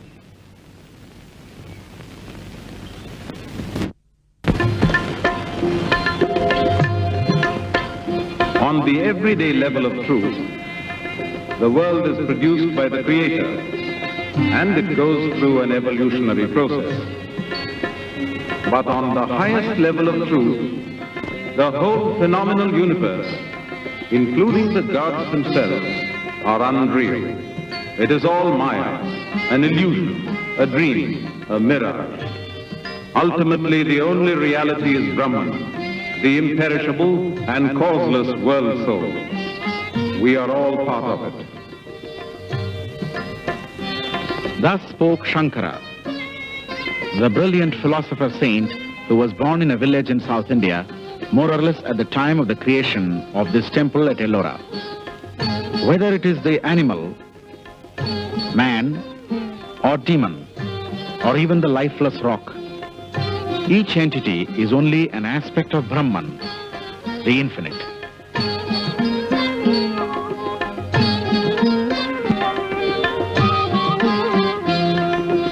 The multifarious sculptured figures, the ambulatory passage, sanctum, functional as well as aesthetic parts of this temple have all been scooped out and carved from a single rock.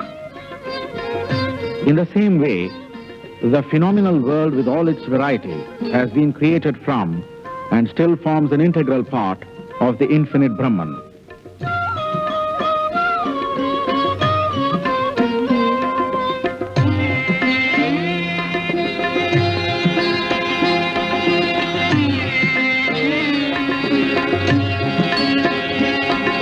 Religious tradition places Shankara within 200 years after the Buddha, although the historian's view is that he lived in the 8th century.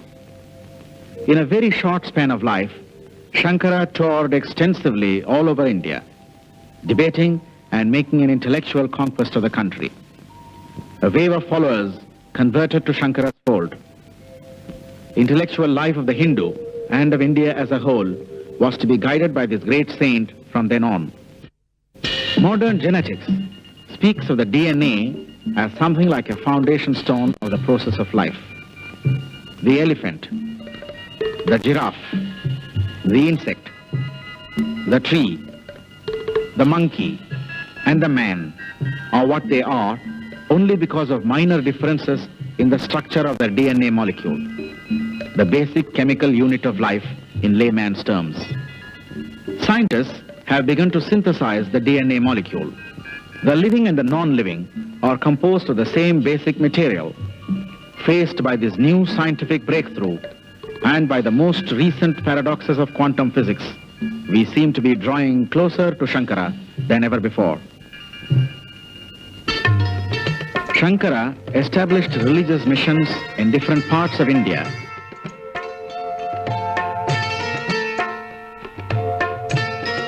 His successors, such as Shankaracharya of Kanchi, are looked upon by the Hindus today for spiritual solace and guidance. While India as a whole was experiencing a revival of Hinduism from Shankara's period, Tamil Nadu in the east coast of South India was experiencing a renaissance. In particular, Tamil or Tamil has the longest literary tradition among all the living Indian languages. Its earliest extant grammar is as old as the Christian era. From the 6th and 7th centuries onwards, Nayanars and Alvars, followers of God Shiva and Vishnu respectively, composed devotional poems in Tamil, and these form part of the most beautiful religious poetry of the world. They changed the course of Hindu religion by emphasizing the path of bhakti, unqualified devotion to God. God is love. Absolute surrender is bhakti.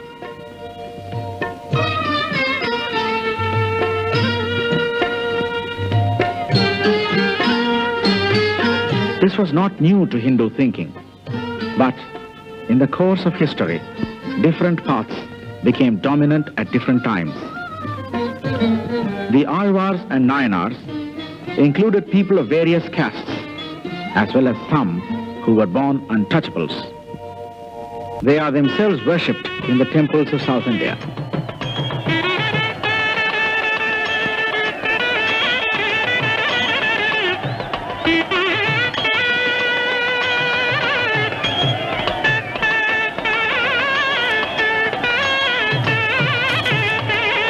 In the midst of this devotional theism, another South Indian philosopher, Ramanuja, began to preach a qualified monism in the early 11th century. His birthday is celebrated annually at his birthplace. Ramanuja had no distinction from man to man, and he disregarded caste and untouchability. Religious heads of missions established by his followers continue to spread the message of Ramanuja.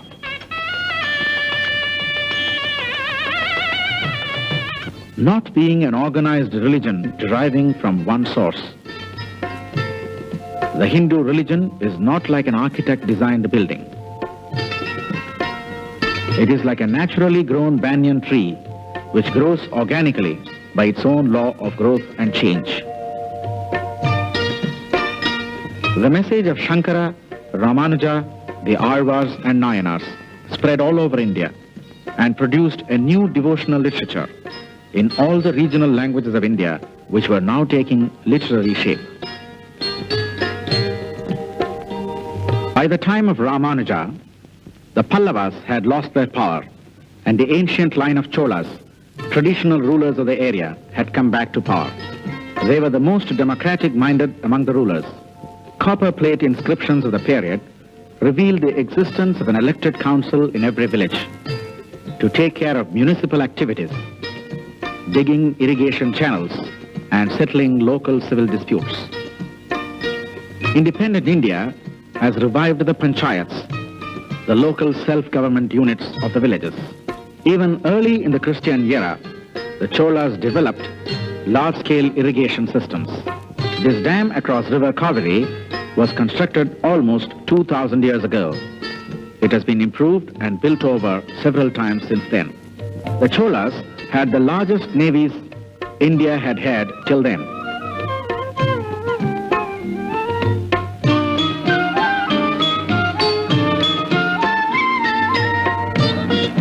Here at Poombuhar, now a little village with memorial buildings, flourished the richest port of the country, even before the Pallavas came to power.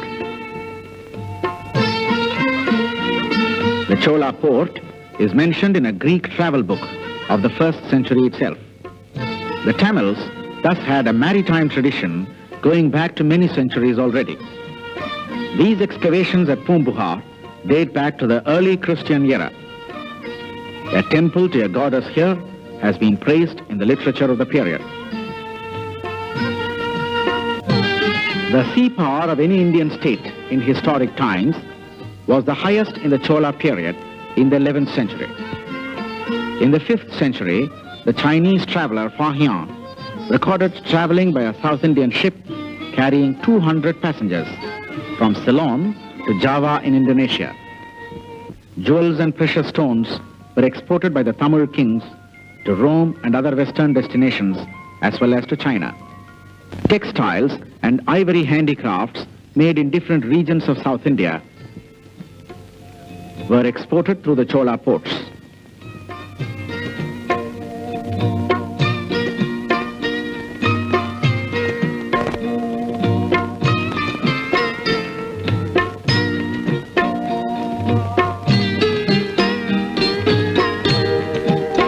Ambassadors were exchanged between the Cholas and the European empires. The Hindu and Buddhist culture spread to the Far East. through political and trade channels, from the Kalingas of Orissa, the Cholas of Tamil Nadu, and the Palas of Bengal. Large monuments, as well as many Hindu sculptures, are found in these areas.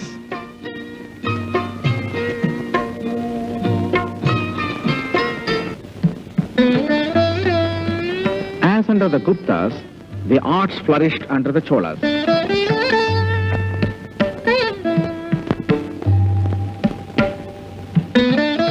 The bronze icons made by the Cholas are now world-renowned. The Chola bronzes depict the Hindu pantheon with a rare combination of profound aesthetic sensitivity, superb craftsmanship, religious and spiritual intensity.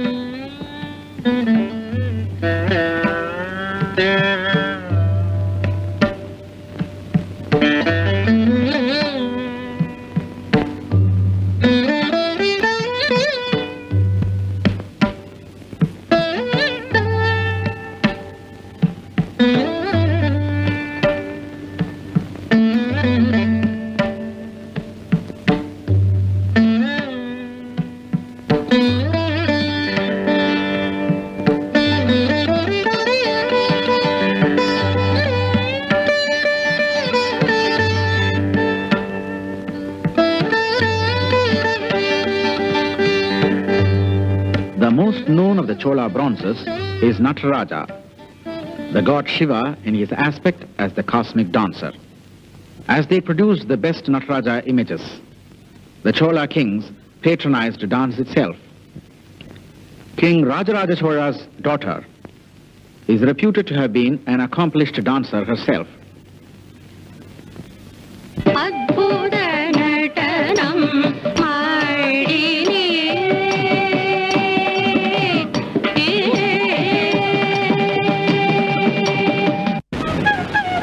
Although Rajaraja Chola developed dance, democratic village institutions, and a daring naval power, he earned his definite place in history by building the Brihadishwara temple at Tanjore. The largest stone temple till its time in India. This Shiva temple was built early in the 11th century. In concept, it was influenced by the much smaller Pallava shore temple of Mamallapuram.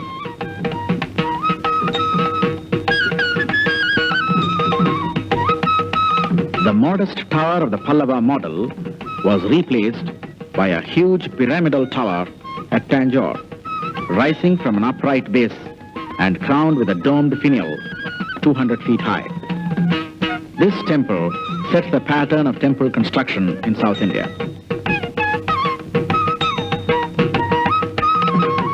Above the base on the tower is a stone bas-relief known as Kailasa. Kailasa is the mythical golden abode of god Shiva in the snow-clad Himalayas. Like the rivers, the mountains of India, in particular the Himalayas, form part of the socio-religious tradition.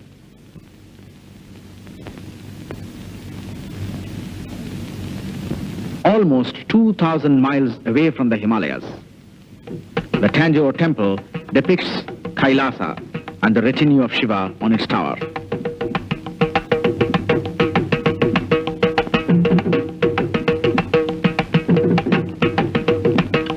The mammoth Sivalingam in this temple has been worshipped by devotees for almost 1,000 unbroken years, 3 times every day. Late in the 18th century, 3 great composers lived on the banks of the Kaveri River in South India. Carnatic music, in its present form, is dominated by their influence.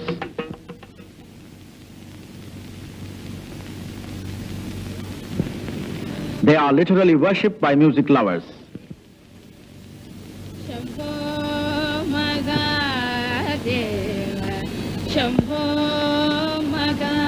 We will hear one of the greatest living exponents of Carnatic music, M.S. Subbalakshmi.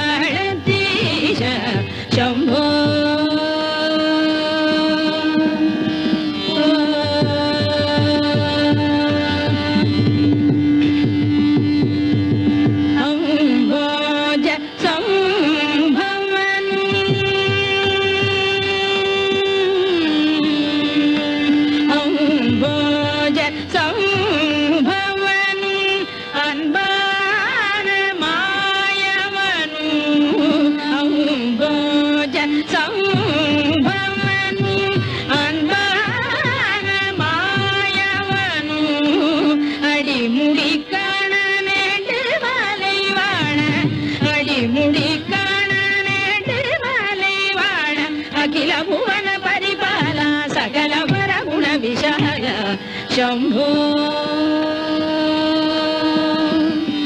अडिमुडी काणनेडुवालैवाण अखिल भुवन परिपाला सकल वर गुण विशाल शंभो महादेव शरणं श्रीकाणतीश Shambho. Even as the Tanjore temple was being completed, simultaneously, about 600 miles north of Tanjore, another Shiva temple was being built by a Kalinga king at Bhubaneswar, the Lingaraja temple.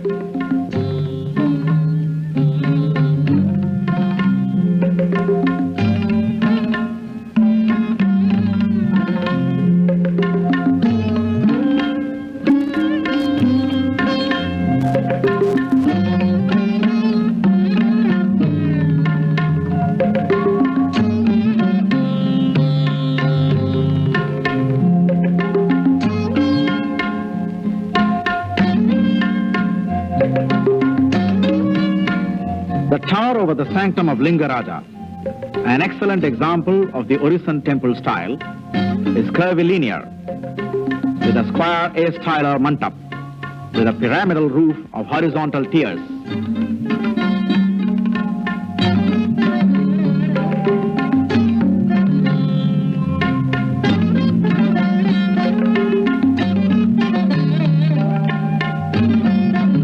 With its mature planning, impressive dimensions, and appropriate plastic and decorative ornamentations, this temple ranks high among the architectural masterpieces of India.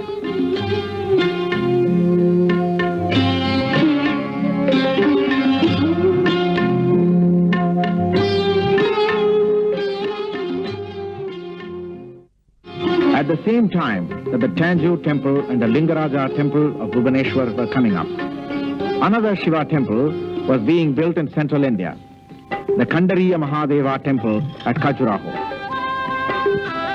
Built by the Chandala kings who ruled this area during that period, the Kandariya Mahadeva is outstanding among the great temples of Khajuraho.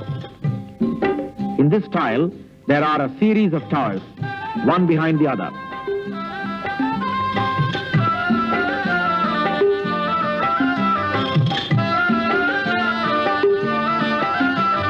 There are also replicas of the main tower at lower levels of the main tower itself.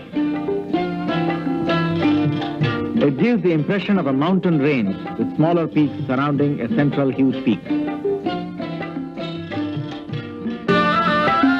The Khajuraho temples have elaborate workmanship, both in the interior and exterior of the temple, whereas the Orissa temples have intricate workmanship in the exterior, contrasted by very simple and plain interiors.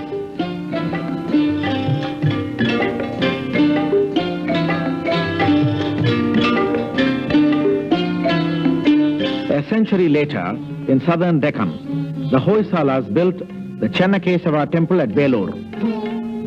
The Belur temple is built on a star-shaped platform. It has highly intricate workmanship in the exterior and interior. Some of the pillars here are lathe-turned. Other pillars are carved with exquisite sculpture. The Belur temple is every inch a museum of culture and decorative motifs.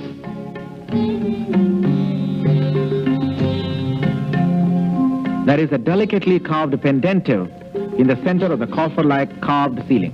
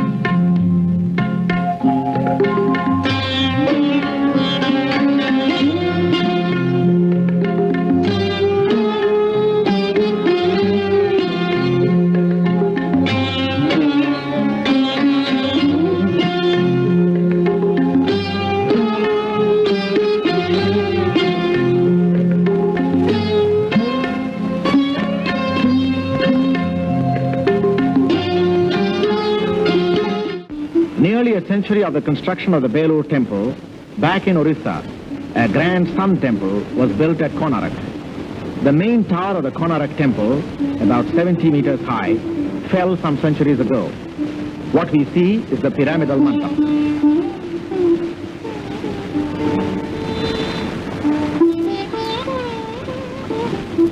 If we compare the Lingaraja temple of the same style seen earlier, we realize that if the present pyramidal mandap represents the foreground tower, the main curvilinear tower should have stood gigantic behind it.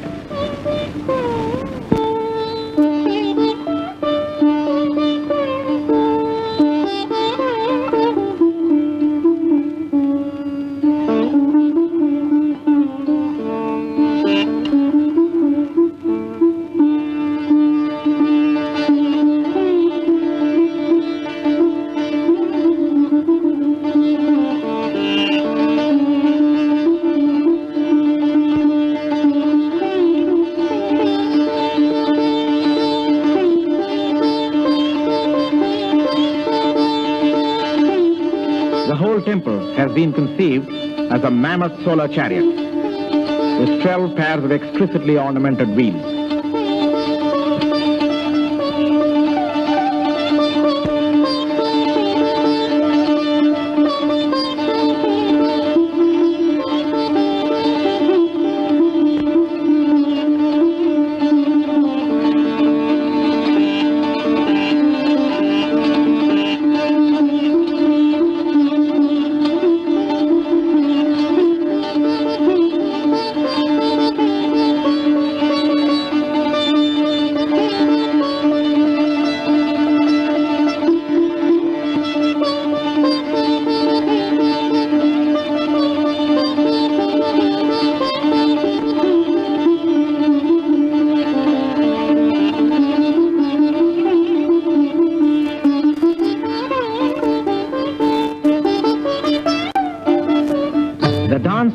In front of the temple has fantastic carvings of dancers on the pillars and the walls of the platform.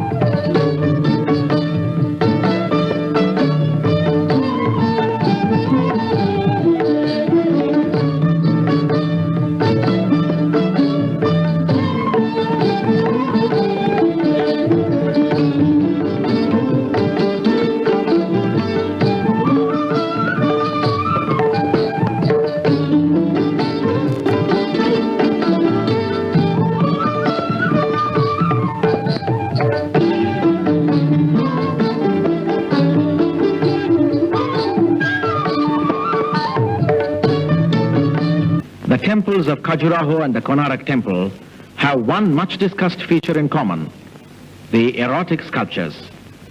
In Konarak, these sculptures adorn the exterior, leaving a plain interior, whereas in Khajuraho, they are found both outside and inside the temple.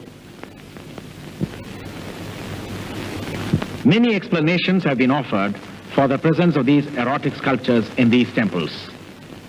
Obviously, 1,000 years ago, the kings, priests, architects, and sculptors who jointly created these works of art found nothing incongruous about their presence in a place of worship. To the Hindu, ethics had a fourfold division. Dharma, or following righteousness in thought and action. Artha, the acquisition of wealth by fair means. Kama, the enjoyment of pleasure including sex. And moksha, the final liberation and union with God. A harmonious blending of physical, mental, intellectual and spiritual pleasures is recommended for a balanced life of poise and equilibrium. The overtly erotic figures of Khajuraho and Konarak do not entirely fit in with this framework. It is possible, as suggested by some people, that certain cults interested in sexual mysticism were involved in the creation of these temples.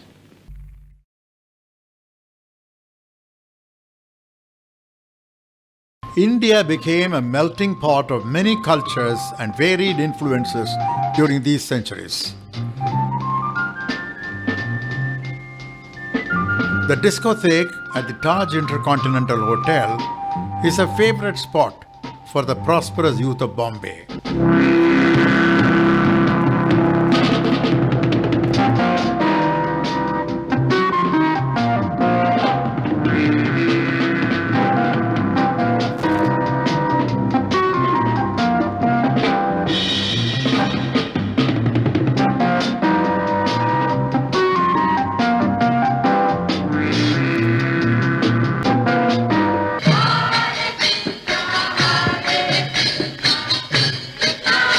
More than 1 million North Americans have declared themselves Hindu in the recent decades. There are also many Hindu groups in Europe and elsewhere.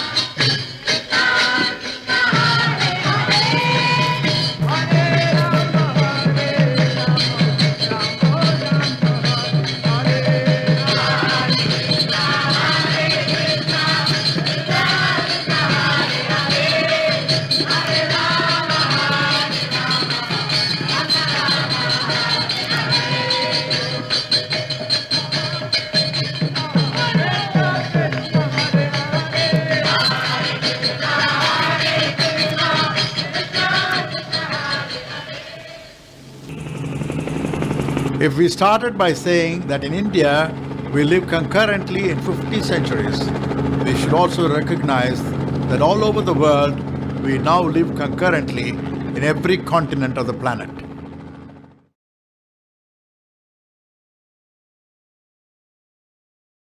While chronologically, this third part of Indus Valley to Indira Gandhi deals with the Mughal period and the British era in India, it also covers the entire gamut of the sociological phenomenon with regard to the status of women over the centuries right up to the present. The single most ambitious and most expensive non-fiction film ever produced here. The first Indian film to be distributed under the internationally renowned banner of Warner Brothers. Indus Valley to Indira Gandhi, on the 5,000-year drama of Indian history and culture, filmed in fabulous monuments of long-forgotten empires, as well as in living palaces of recent history. An encyclopedic sweep on the diverse facets of India, the religions, the wars, conflicts, intrigue, our abject poverty, and our heroic efforts to solve our problems, our moral strengths and weaknesses. Indus Valley to Indira Gandhi is Krishnaswamy's magnum opus, an epic drama of the Indian people. Knowledge explodes. It changes your perception of India. Felicitate my old friend, Mr. Krishnaswamy, whom we affectionately call Babu. The uniqueness of Babu's effort has been that from the day one he had an objective before him. He did not go into film making for money making. He made those films which were historically important, culturally significant, and also leaving a message for the nation.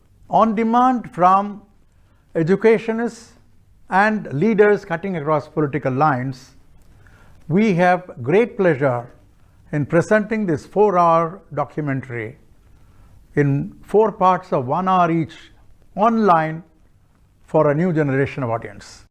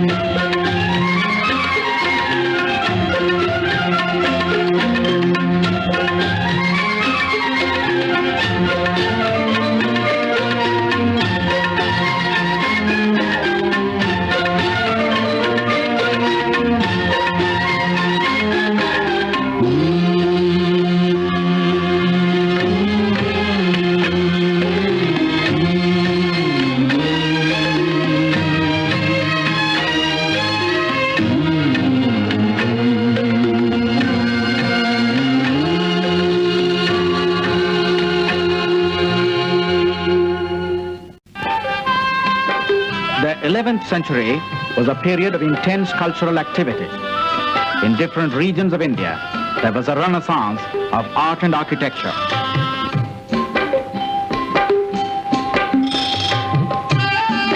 Exquisite new temples were built at Tanjore and other places such as Bhubaneswar and Khajuraho.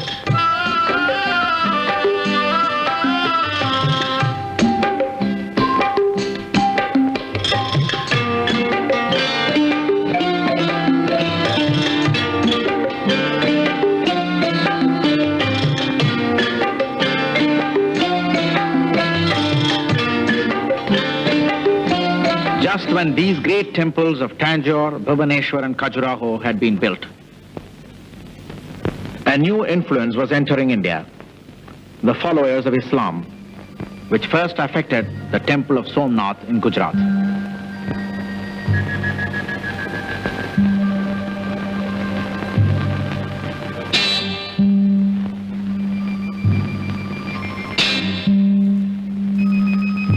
Muhammad Ghazni believed that destroying an infidel's temple was a Muslim religious duty.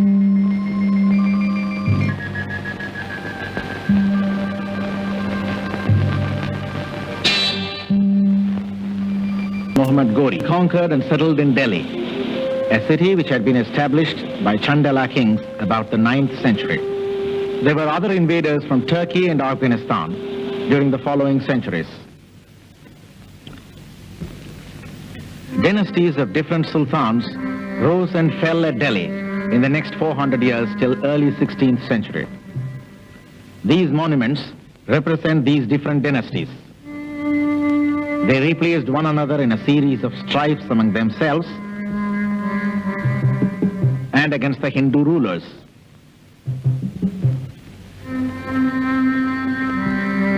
But they all continued to govern their territories and get absorbed locally. The country had been balkanized into an enormous number of small kingdoms, some under Hindu and others under Muslim kings.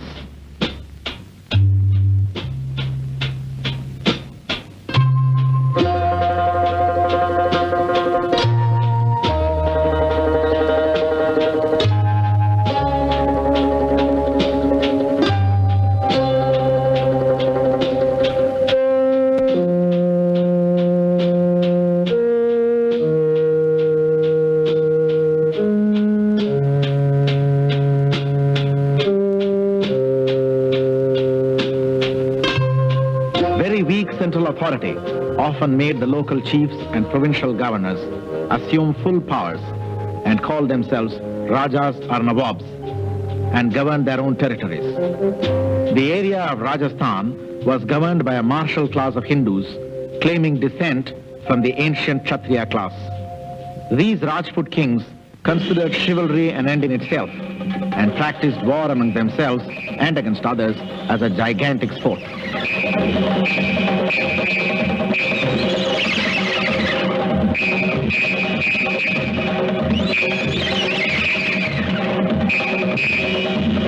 The kings, Nawabs and Sultans were competing for the luxuries. Trade prospered in luxury goods like fabulously expensive articles of precious and semi-precious stones. This political deterioration affected the daily lives of the people. The petty kings imposed heavy taxes on their subjects for the purpose of continuing wars. The peasant had hardly any incentive to produce more and continued a hard life of subsistence farming. At the level of the common man, there was a new religion which had political power. Members of an entire caste and workers' guild sometimes converted to Islam. The conversion was mostly by persuasion and sometimes by force. In most of these cases, they retained the old caste structure and culture even after conversion.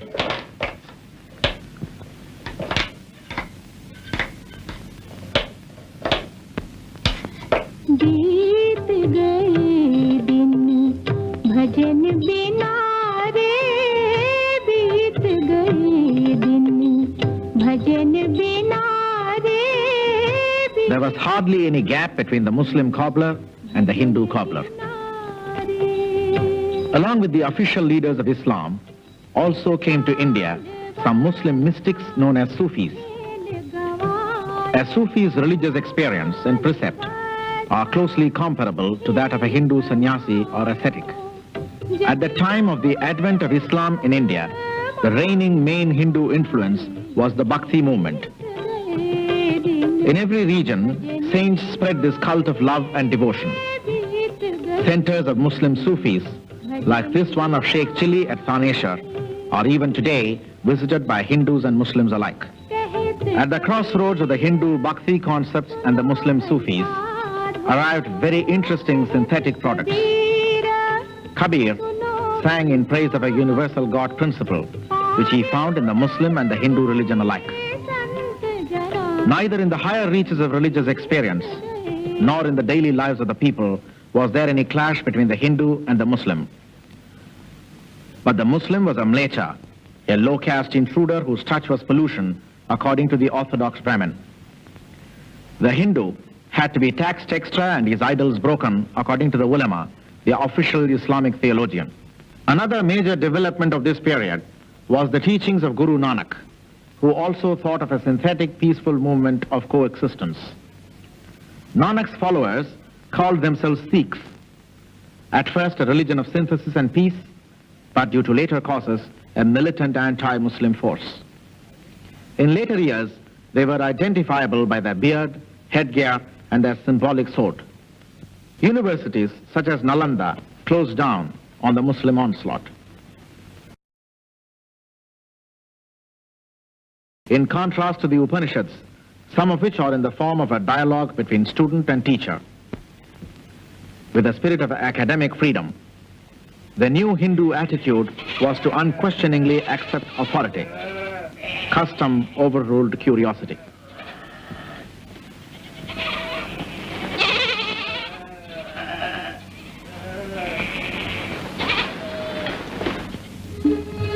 In the midst of the political fragmentation of North India, two powerful South Indian influences came up in the 14th century. One Muslim in the Bahmani sultans and the other Hindu under the Vijayanagar kings. Establishing a magnificent capital at Hampi, Vijayanagar rulers conquered most of South India except the northeastern coast. Ruins of the present-day Hampi show us the splendor of this medieval city. The Vijayanagar kings, like the Cholas, gave importance to irrigation and created many new watersheds, deepening existing reservoirs. A new age of temple building and renovation began. The Vittala temple at Hampi, although in shambles, gives us a clear indication of the vigor of the new Vijayanagar style.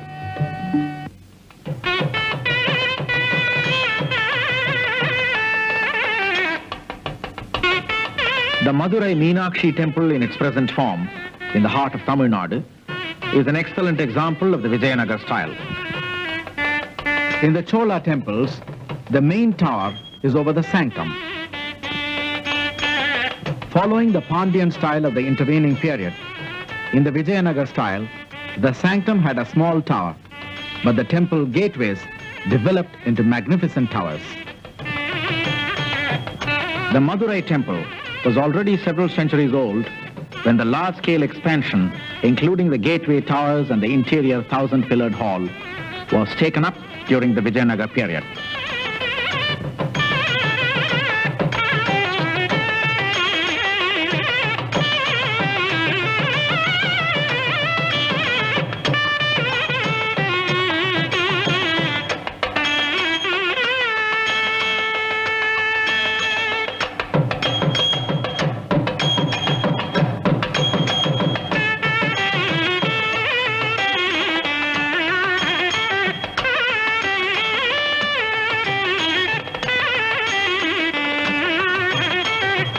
In the heyday of the Vijayanagar Empire, Kannada, Telugu, Marathi and Malayalam developed into independent literary languages, primarily with devotional bhakti literature. The modern languages of India were taking shape. The traditional markets abroad for South Indian goods, such as textiles, spices, and cotton, contributed to the prosperity of Vijayanagar. However, by and large, sea routes around India had come under the domination of the Arabs, who acted as middlemen for Indian trade. Arabs had settled in the west coast centuries earlier and mixed with the local people. Their descendants are to be found today among the Mauplas of Kerala. In the 15th century, Europeans were trying to explore an alternative sea route to India to combat the Arab monopoly. Columbus landed in the Bahamas in 1492, while Vasco da Gama landed in Calicut, west coast of South India, in 1498. The Portuguese began a direct sea link and established trading posts in Indian ports. Early in the 16th century, a Portuguese traveler wrote in praise of Vijayanagar and wondered about the prosperity of the people, the cheapness of provisions, the control over law and order, the magnificence of its multi-storied market. He also wrote in very eloquent terms about Krishnaswamy, king of Vijayanagar. The kingdoms of the Bahmani sultans acted as a buffer between the Sultanate of Delhi and the Vijayanagar Empire. The two were involved in prolonged wars, but both had enough vitality to continue peaceful and productive activity.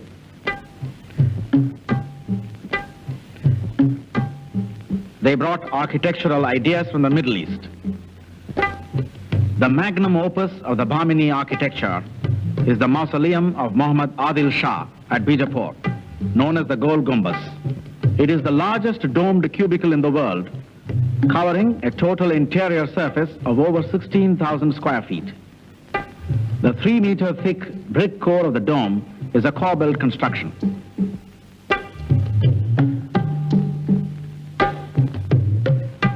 Even as the Bahmani Sultan and Krishnaswamy were holding court in South India, a war had been waged in 1526 at Panipat in North India, not far from Delhi.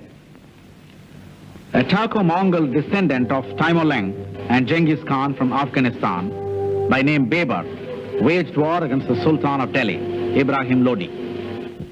Baber came with a massive and mobile force. He also had the support of disgruntled local kings. At Panipat, Ibrahim Lodi was killed in the battle.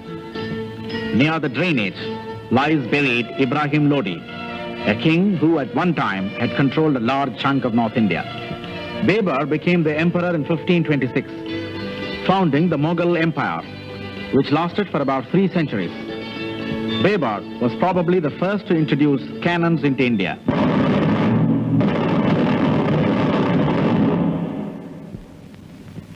Deeply interested in horticulture, Baber laid his ornamental garden at Agra. Some of the best gardens of India were laid during the Mughal rule. We have followed here the American pronunciation Baber, while the original name is Babur as known in India. After Baber's death, the Mughal rule was disrupted for a short while, but Baber's son managed to retrieve his position in this fort known as Purana Killa in Delhi.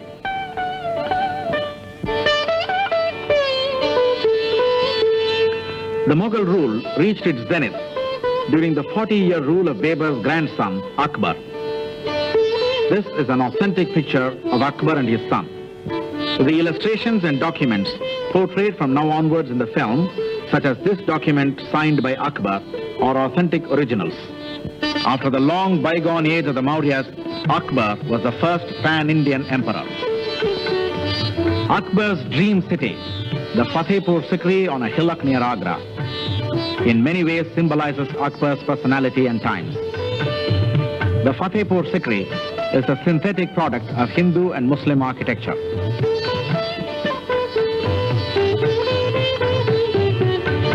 Akbar married a Hindu wife and made her his chief queen. The palace built for her at Fatehpur Sikri has bas-reliefs and paintings of Hindu gods showing Akbar's religious tolerance.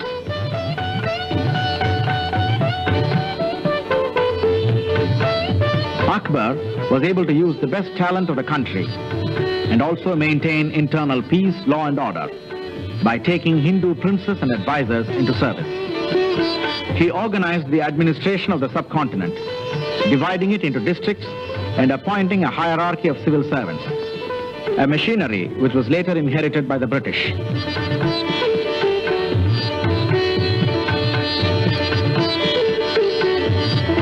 Akbar was a music enthusiast. Indian music had developed from the simple chant of the Vedas into a delicate and beautiful system, based entirely on melody. The basis of Indian music is 22 Shrutis. The octave is divided into half tones and quarter tones, and the subtleties provide the nuances. A combination of given notes in prescribed order constitutes a raga. Thalas or rhythms had also been classified with high precision. During the Mughal rule, North Indian music was influenced by the Persian styles. Classical Hindustani style of Indian music is a Hindu-Muslim product, as the architecture of the Fatehpur Sikri is. We shall now hear Hindustani music as we see the landmarks of Mughal architecture of the first phase, the Fatehpur Sikri and the Agra fort, built by Akbar and his descendants.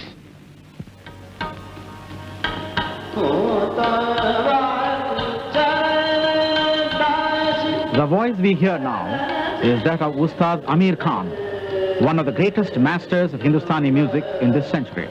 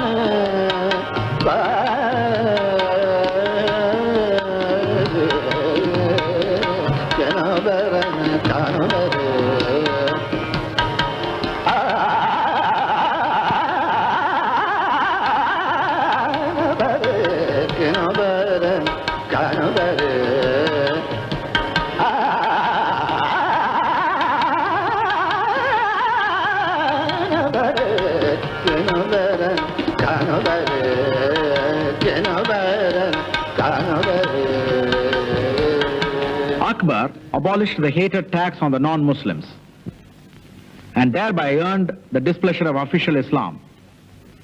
But he believed himself a true Muslim and tried to organize a new synthetic intellectual religion, combining Hindu and Muslim principles. In this he failed, for his religion survived only as an inscription on his tomb, but his influence was felt in the growing mutual contact between Persian and Hindu intellectuals. More than anyone in the preceding 5 centuries, Akbar had not only been accepted, but enthusiastically owned by the people of India as their dear monarch. A contemporary of Akbar, a simple musician saint by name Tulsi Das, rewrote the Sanskrit Hindu epic Ramayana in the easy language of the common masses. This helped Hindi develop into a literary language.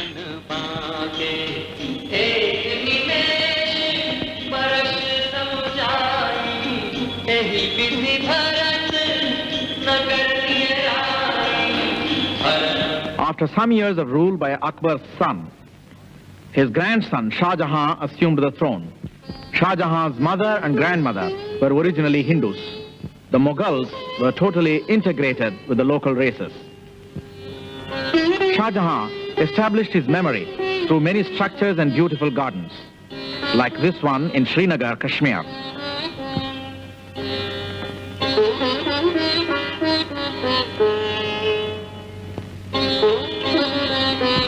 The luxury and splendor of the Mughal court reached all over the world and began to be written about by contemporary European writers. Shah Jahan's favorite wife, Mumtaz, a girl of exceptional beauty, had to submit herself to the rigors of the aggressive emperor's constant travels.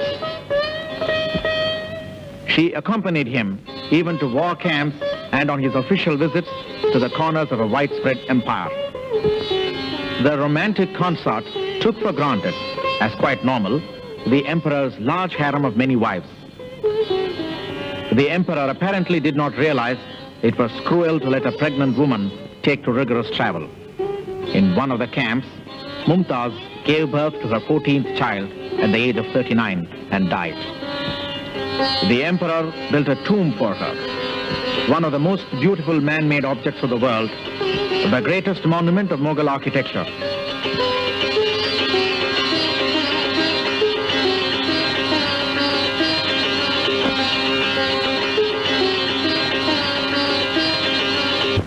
The Taj Mahal is a great and meaningful symbol.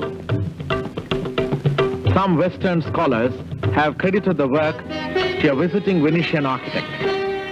This attitude highlights a tendency to rewrite history so as to glorify Western influence and undermine the native genius of Asia. A small section of Hindu historians considered a Hindu palace converted by Shah Jahan into a mausoleum, revealing a different tendency to rewrite history glorifying one's own religion only. In architectural terms, the Taj Mahal is a unique product of India. It is closely modeled after an earlier Mughal tomb. That is the tomb of Humayun, Babur's son and Akbar's father.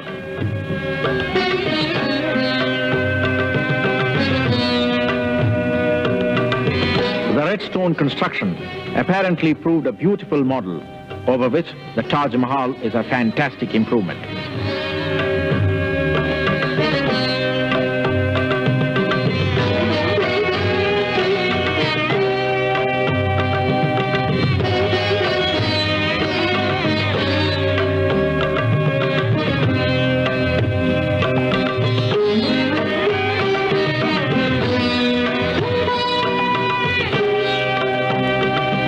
Apart from the overall exquisite plan, the Taj has intricate workmanship in marble, a tradition which is maintained by the workers of Agra. Many precious and semi-precious stones have been used in the inlay work here in marble.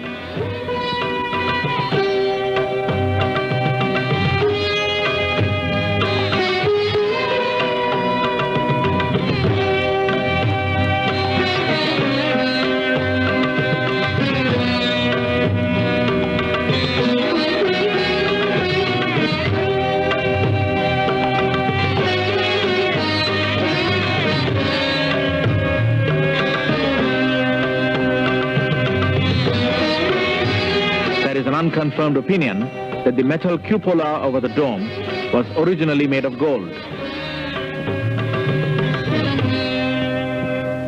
It is important to remember that the Taj is a monument in memory of an Indian woman, a woman who died giving birth to her 14th child in her 39th year, wife of a man who probably had 100 other women in his life. Throughout the history of Indian society, woman has had an ambivalent status. She is at once a goddess and a slave. Woman is the Griha Lakshmi, the goddess of the home, a goddess who should fall at the feet of her husband, for she is his slave. Ancient Hindu society probably gave a better human status to woman, But by the time Manu wrote his Hindu law, woman had already become a commodity. A girl, according to Manu, is to initially follow her father, later her husband, and in case of widowhood, her son. She had no independent status of her own. A girl is to be disposed of by the parents by dhana, vikriya, or atisarga, literally meaning gift, sale, or abandonment. The Hindu marriage is called kanyadan, the gifting of a girl. Theoretically, the father gifts her to the bridegroom. Ancient literature as well as mythology is full of adult love stories. Woman in her earlier days married as an adult, often according to her own free choice. But the situation was changing fast in medieval times. Possibly because of growing insecurity after the golden age of the Guptas, keeping an adult unmarried daughter at home was becoming a security risk. There were possibly dangers from cults involved in sexual mysticism. Yet other growing risks from invading armies abducting girls into the harems of Nawabs and Sultans. A combination of these factors resulted in lowering the age of marriage. Marriage between a teenage boy and a little girl of 6 or 7 became common.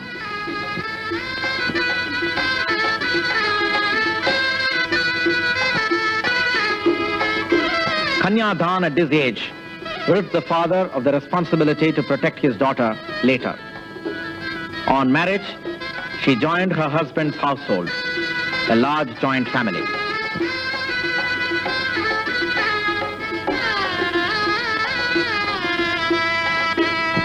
The girl's main training consisted of adjustment, patience, and self-effacing sacrifice for the sake of her husband's family.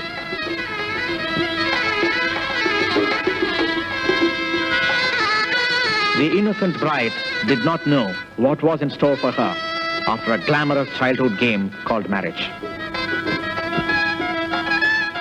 Even a few decades ago, the Orthodox family got the daughter married just before puberty. However, the main Vedic ritual is very practical and indicates an adult contract.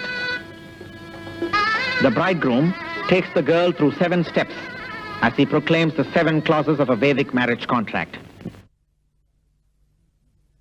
In medieval times, the women of royal classes were comparatively free. Also free were the peasant women and other women engaged in handicrafts and manual labor. But the middle-class housewife led a life of isolation. The worst happened only to the Hindu widow. Certain lower castes permitted remarriage of widows. During the Vedic period, even the high caste widows were remarried. But in the medieval period, the position of the widow deteriorated.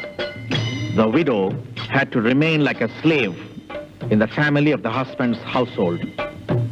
Jewelry, perfumes, flowers, and even colored dress were all prohibited for her. In some communities, she had to shave her head. Her sight was an ill omen. Even today, widows assemble from all over India, in particular from Bengal, and reside in the dark holes of Vrindavan, the city of Krishna.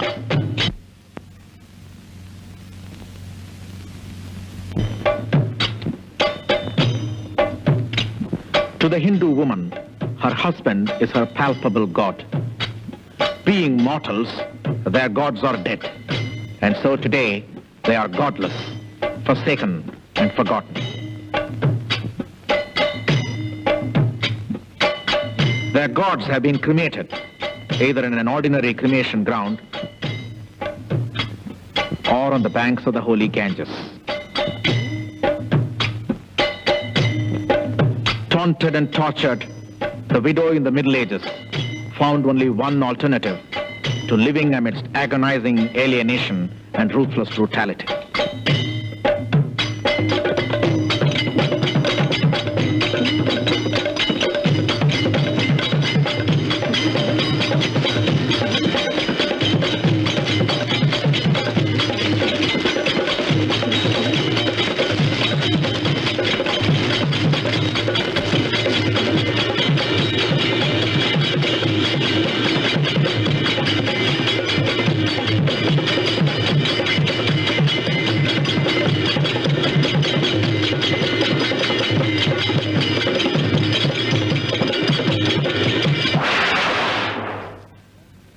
age of witch hunt in Europe was also the age of widow burning in India, although the Indian atrocity lasted longer than its European counterpart.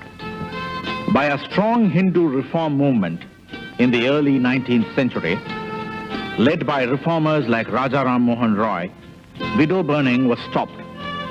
A new movement also started in favor of widows' remarriage. The Indian nationalists and reformers influenced the government and brought about a law in 1929 fixing the minimum age for marriage of girls as 16. The early 1930s saw a new entity unknown to the high caste Hindu family for many centuries, the adult unmarried daughter. After 4 decades now, the social adjustment to this change is still not complete.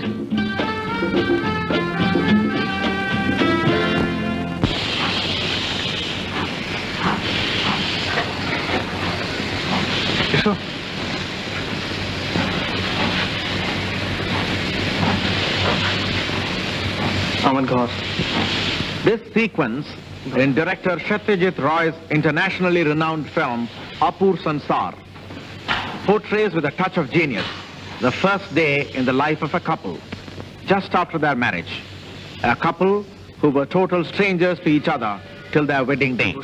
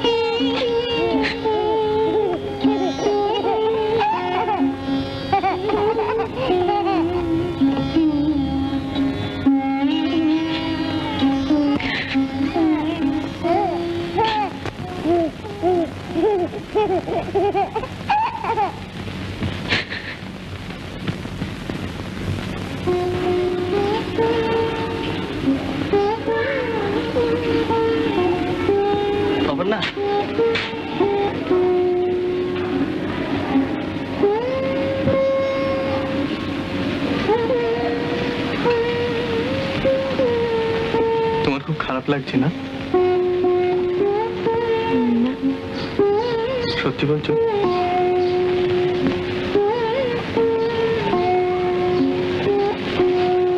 চলো নিচে চলো। Immediately after independence, Hindu law was amended and bigamy became a penal offense. There have been further changes, with the government enacting a new Hindu code bill, giving women equal right to property and inheritance, as well as the right to divorce under certain circumstances. Women from every section of society get educated today. They are scientists, technicians, and administrators.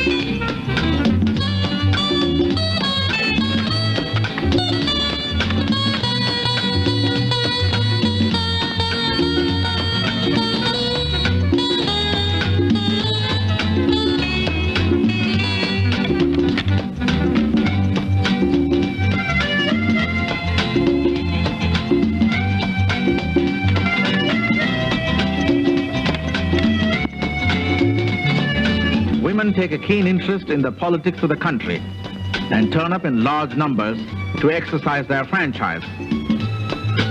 Influenced by the young women's attitudes, even women of the older generation have begun to recognize their rights and privileges. This is a 19th century monument in Rajasthan to a sati from a princely family. Sati means a devoted wife who committed self-immolation, a term by which the institution of widow burning came to be known in later years.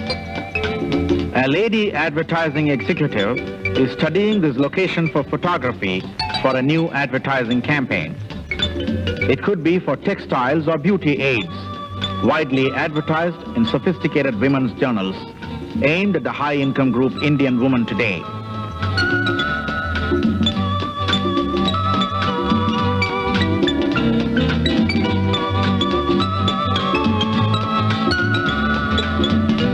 The Muslim widow always enjoyed a right to remarry, but the Muslim woman in general had a very low social status. Perhaps concerned about minority susceptibilities, Muslim law has not been changed, and polygamy is allowed for the Muslims alone in India even today. Progressive forces among Muslim women are demanding change. From the medieval times, the Muslim woman has been in parda, a veil over the face never removed except in the presence of close relatives. While the picture of Shah Jahan in this film is authentic, the portrait of Mumtaz Mahal shown earlier is imaginary, since Mumtaz was in parda and there are no original paintings of the Mughal women. That takes us back to Shah Jahan. Shah Jahan built the Red Fort at Delhi and moved there.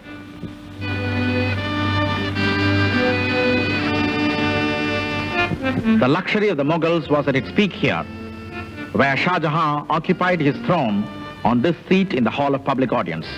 The cultured elite among the Muslims had a tremendous zest for life, which attracted many intellectuals to Islam. With a sophisticated concept of leisure, they enjoyed life with music and poetry.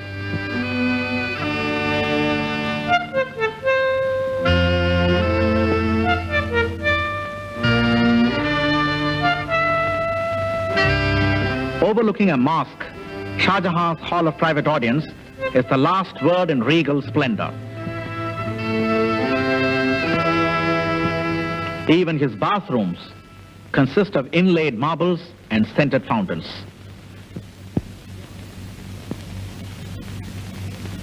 Here the inscription says, "Verily, if there be a paradise on earth, it is this, it is this, it is this." Beyond the screen, made of a single marble, lay the emperor's harem, where beautiful girls were accumulated like souvenirs in a rich man's art collection.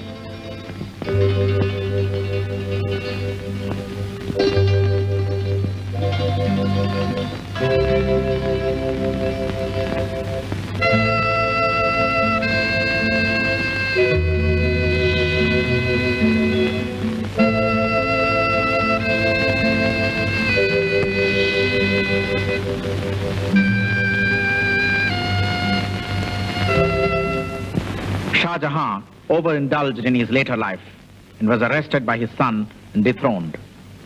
A prisoner in Agra fort, he had a chance to view Taj Mahal from his room.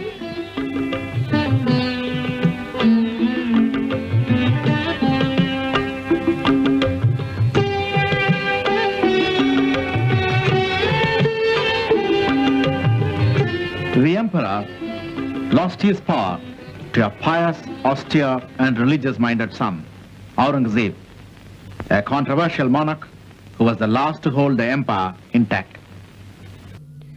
Let us break the narrative here for a minute and listen to Dr. S. Krishnaswamy's experience with the censors at this point. Well, let's look at the censorship problems that I faced. On the banks of the Ganga, I managed to take several shots of the original Kashi Vishwanath temple, which had been demolished by Aurangzeb centuries ago, and a new mosque built over it in the same place. My visuals clearly established the Hindu motifs in the pillar and lower half of that construction, of that building, while the upper half was built in the style of a mosque, establishing the fact that a Hindu temple had been demolished over which a mosque had been built. The film was not shown to the regular censor board at all, because the Ministry of Information and Broadcasting constituted a special committee to review this film and give it a certificate. This committee was presided over by an additional secretary of the ministry with some historians as members. There were lots of arguments about several issues in the film, but this one was dominant.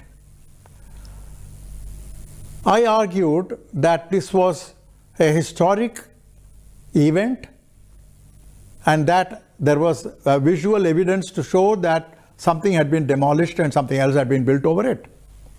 And what was wrong in showing what is historically true. A historian in the committee also agreed with me. But the chairman of the committee had strong views. He did not say that it was wrong. He said, it may be truthful, but we cannot always be truthful. We have to bear in mind the sensitivity of the audience.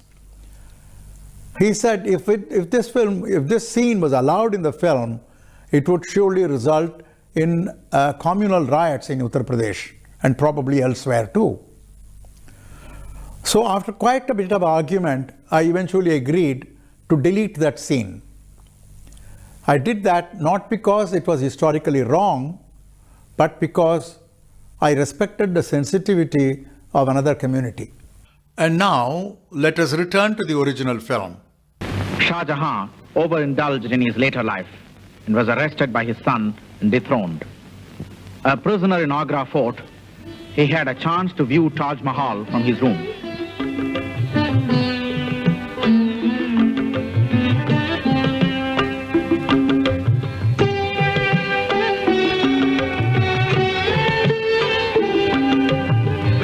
The emperor lost his power to a pious, austere and religious-minded son, Aurangzeb, a controversial monarch who was the last to hold the empire intact. The regional commanders of the Mughals enjoyed a fat salary, comparable in purchasing power to 24,000 pounds of Elizabethan England. With this, they maintained large private armies. The huge surplus available in their hands encouraged large-scale construction of palaces and tombs.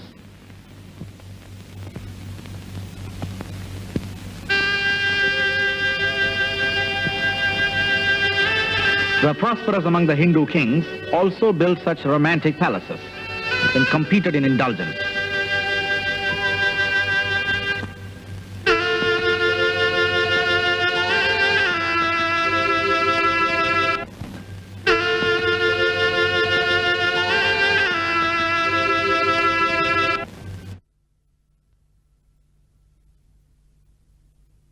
Construction of such palaces gave the artisans and the ordinary laborer scope to work.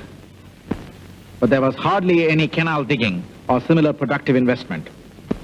The average Indian of Mughal India was better off than his European counterpart, although the gap between him and the Mughal nobility was extremely wide.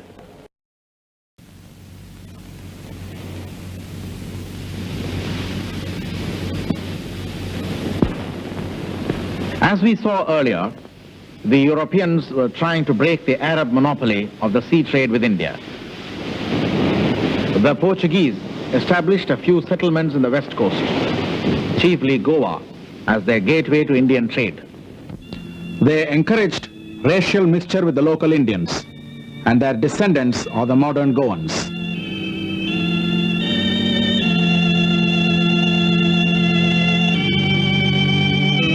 In 1600, a group of traders in England formed the East India Company. In the absence of refrigeration and other modern techniques, spices were used in Europe as preservatives for meat and other perishable edibles. This was one reason for the exotic value of Indian and Indonesian spices. The Portuguese, French, Dutch and English competed for the purchase of Indian goods for Europe. Some centuries earlier, the Roman historian Pliny complained of the drain of gold from the Roman Empire to India. Now in the 17th century, seeds were sown for a change of balance. These are original paintings of the English East India Company ships, which carried Indian textiles and other goods to Europe.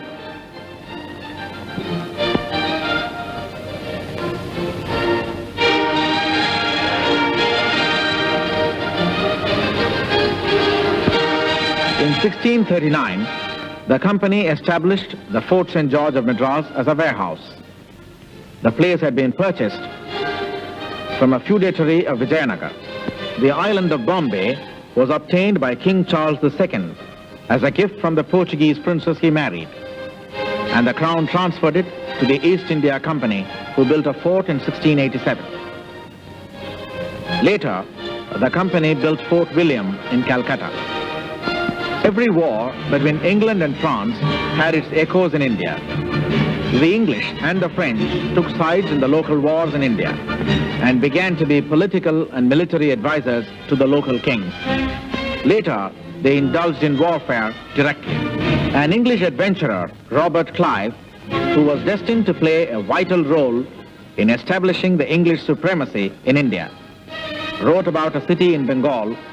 Murshidabad is as extensive, populous and rich as the city of London.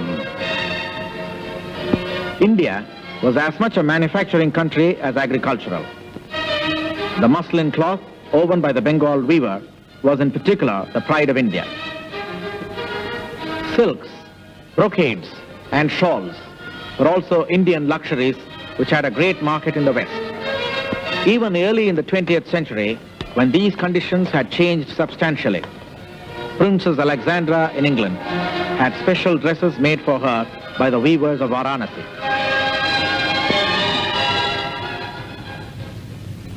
An Indian shipbuilding company in Calicut, South India, built one of the flagships for England for one of its wars with Napoleon.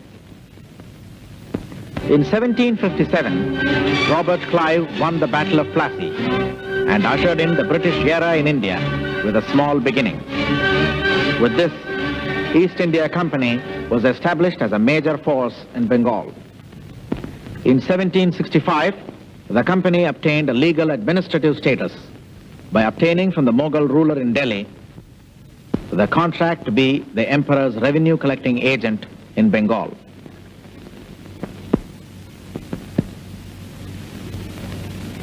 In these formative stages of the British era in India, there were three powerful Indian forces in the subcontinent. First, Ranjit Singh, the Sikh Raja in the north, who measured swords with the Mughals.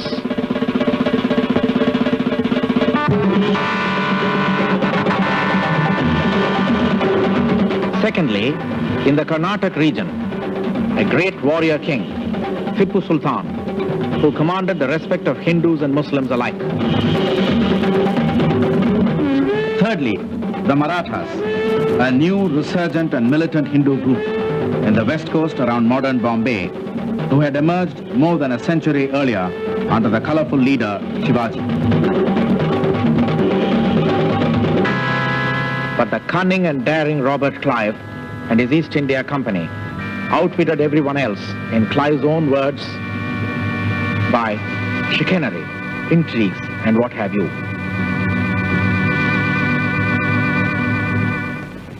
In 1776, Adam Smith wrote in England, "The government by an exclusive company of merchants is perhaps the worst of all governments for any country whatever."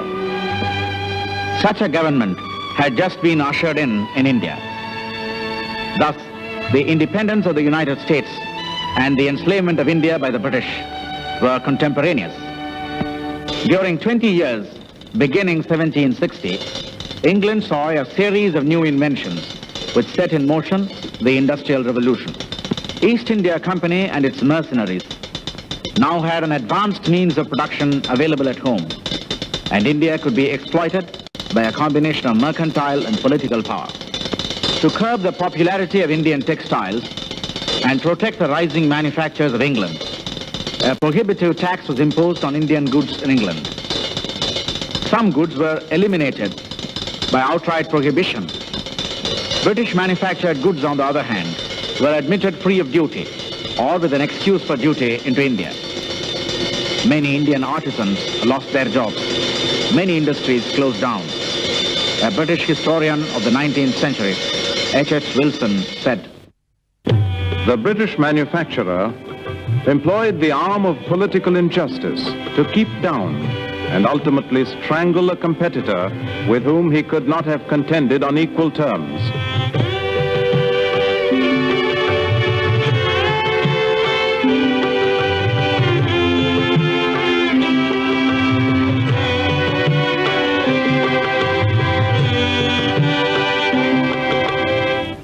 This exploitation of the urban Indian craftsmen created an exodus of workers from Indian cities to villages. At this time, in Europe and America, people were moving from villages to the cities, just as new industries were springing up in the newly developed world, whereas India was compelled to close down its manufacturing activities, and its population drifted from urban to rural areas, increasing the dependence on land. Little did the migrant worker from the city to the village realize the plight of the peasant himself. Land taxes were raised to unprecedented levels. In certain areas, the company introduced a new arrangement of land ownership. Fixed land revenue was collected from the zamindar, and he was at liberty to collect taxes from the peasants at rates fixed by him.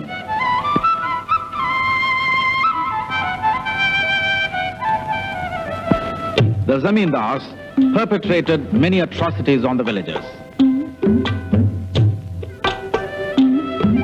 In other regions, without any middlemen landlords, the company imposed as tax 1/2 of the produce of the land.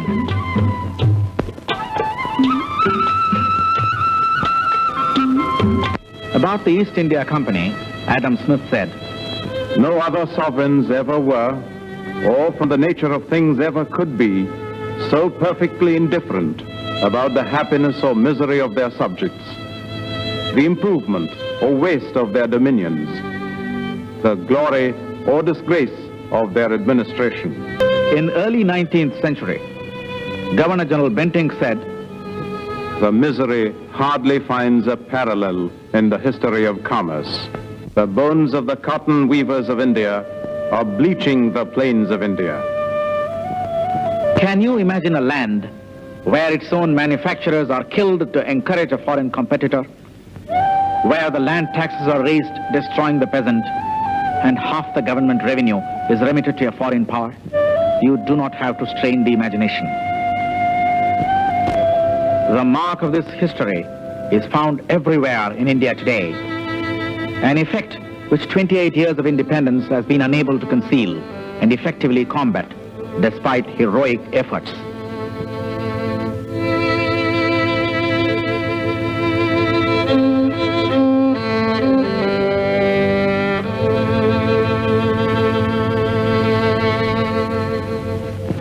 In the 19th century, certain rulers continued to combat the foreign invaders. But the princely forces of India, which could fight back the British, had been defeated and killed by the early 19th century. A disorganized and leaderless rebellion of Indian soldiers in 1857 has been described by some historians as the Sepoy Mutiny and by others as India's first war of independence. The British succeeded as a cohesive force with superior organization. The sons of the last Mughal emperor were killed in this battle, and the emperor himself imprisoned at Rangoon. Because of maladministration by the East India Company, power was transferred to the British Crown. Queen Victoria proclaimed, "We declare it to be our royal will and pleasure that none be anywise favored, none molested or disqualified by reason of their religious faith and observances, but that all shall alike enjoy the equal and impartial protection of the law. And it is our further will that so far as may be, our subjects of whatever race or creed be freely and impartially admitted to offices in our service, the duties of which they may be qualified by their education, ability, and integrity duly to discharge. Lord Lytton, who became the Governor General shortly thereafter, wrote in confidential correspondence, "We cannot take this declaration seriously. We cannot take this declaration seriously. We cannot take this declaration seriously."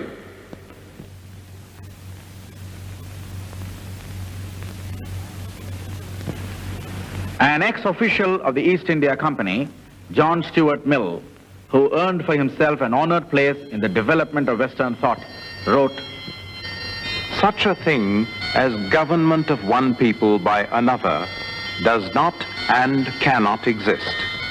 One people may keep another as a warren or preserve for its own use, a place to make money in, a human cattle farm to be worked for the profit of its own inhabitants."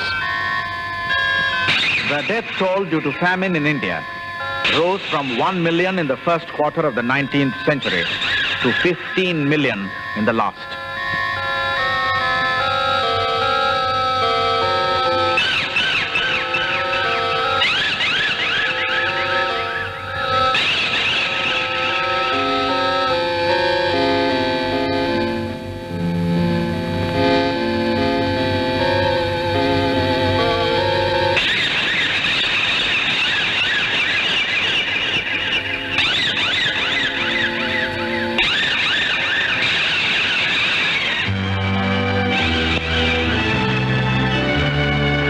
Maharajas and the Nawabs, who still ruled many states of India under British paramountcy, subserved the British cause of empire building.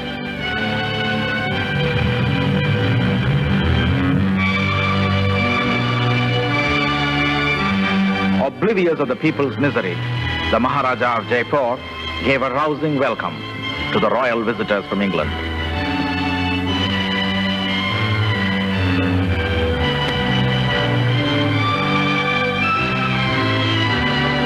Many Nawabs were installed in their positions by the British officials.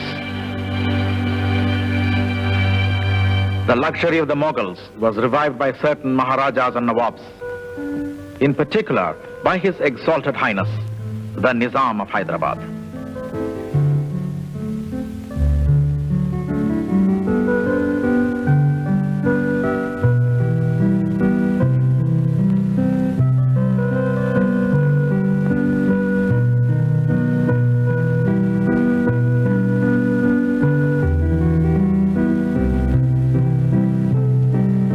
We are indeed grateful to the officials of the Nizam's estate for allowing us to film at the Falaknuma Palace, which means the Palace of Horizon. This is the first time ever that a motion picture camera has been taken into this fabulous palace of the Nizams.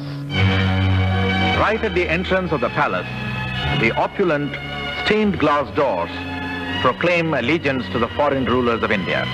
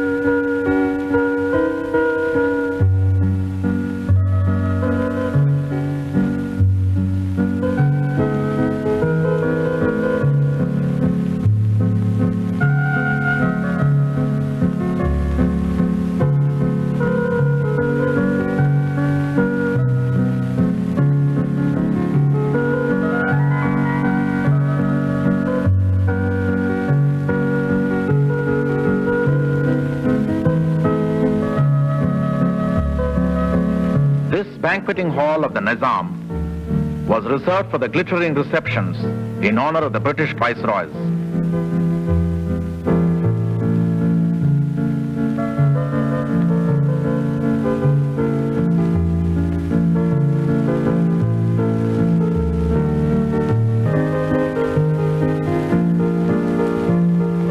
It is popularly believed that the Nizam had several hundred wives even in the mid-20th century.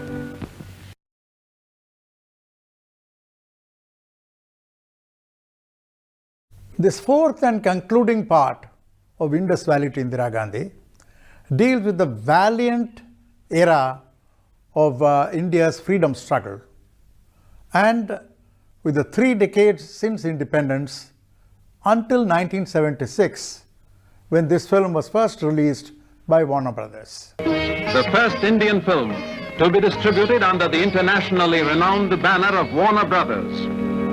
Indus Valley to Indira Gandhi. In English, in magnificent Eastman color. An exciting creation of a decade of passionate research and 2 years of painstaking filming in over 120 locations, traveling 60,000 kilometers, crisscrossing India.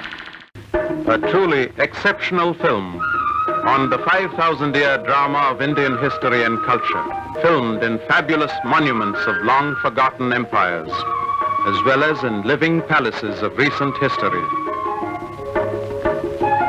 An encyclopedic sweep on the diverse facets of India, the religions, the wars, conflicts, intrigue. The women of India, ancient and modern.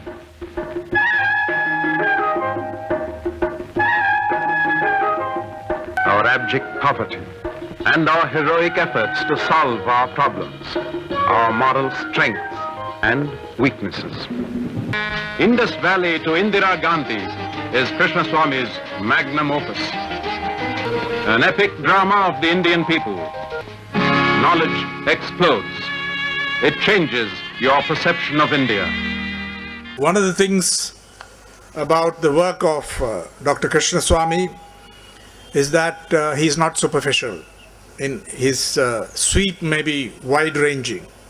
He took on an astonishing variety of topics, big issues spanning the economic, social, political, cultural, aesthetic, and indeed literary dimensions. Finally, I want to salute the independence and integrity of this man of creative distinction. On demand from educationists and leaders cutting across political lines, we have great pleasure in making this film available again to a new generation of audience online.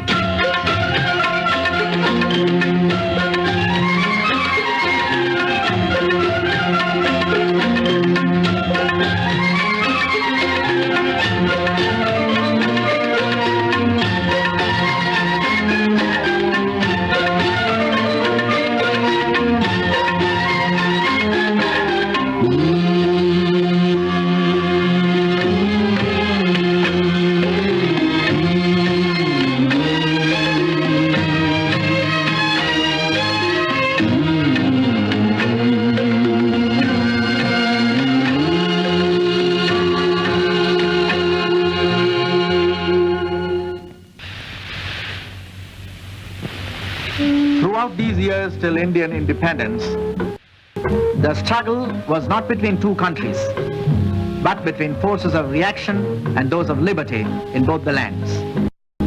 The same privileged class who ruled England also ruled India. The common people of both the countries were unconscious allies. Liberal-minded Lord Ripon as Governor General and Viceroy introduced local self-government in India in the form of municipalities and encouraged Indian participation. On another occasion, a British official sent a proposal to have the Taj Mahal sold by auction for its marble value. Fortunately, however, better sense prevailed and the proposal was not approved at higher levels. The archaeology department was established to take care of Indian monuments. A local zamindar at Sanchi demolished one of the large stone pillars erected by Emperor Ashoka for sheer fun. Indian entrepreneurs like Seth Bichar Das established textile mills in Ahmedabad. This is one of the oldest mills in the country, established in mid-19th century and is still functioning. These entrepreneurs struggled hard amidst active discouragement and official obstacles. The British administration bestowed a boon on India by introducing railways in the country. However, the development was lopsided, even according to British economists of the period.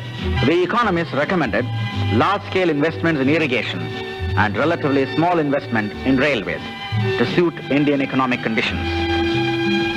But it suited the commercial policy to invest in railways, which helped vested interests to carry goods on a large scale to minority buyers everywhere. By 1900, against expert advice, the British invested over 225 million pounds sterling on railways and only 1/10 of that on irrigation. There were reserved compartments in the trains for Europeans, reserved seats for them in public places, and the Englishmen in particular had developed a racial superiority complex.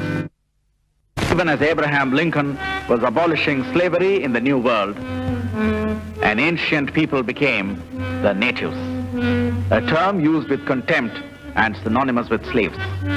On the recommendation of Thomas Macaulay, formal English education was introduced in India in mid-19th century. These institutions, meant for the training of clerks, also produced a class of Indian intellectuals influenced in different degrees by Western liberal thoughts. A group of Englishmen and other Europeans began to study Sanskrit and took keen interest in Indology.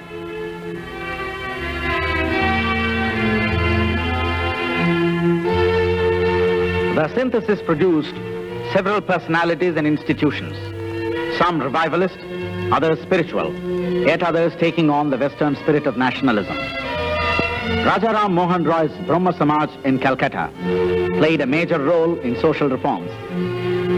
Arya Samaj of Punjab was a more militant Hindu revivalist force.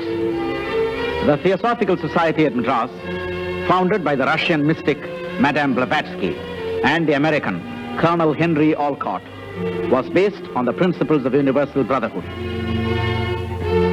The society also contributed to racial equality in a nation where the British administrators practiced an undeclared apartheid.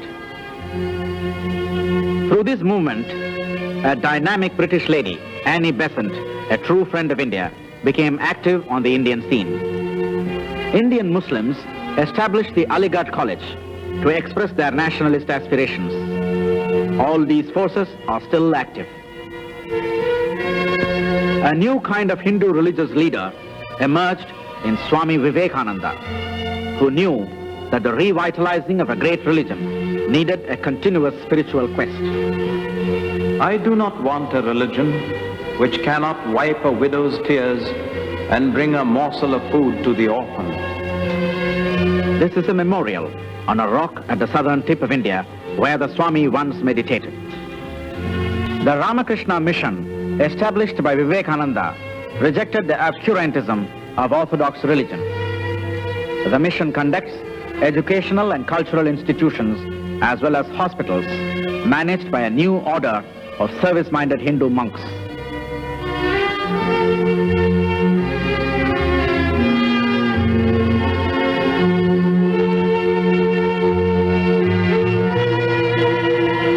Many nationalist threads were brought together in 1885 when the Indian National Congress was formed, which later fought for the freedom of India.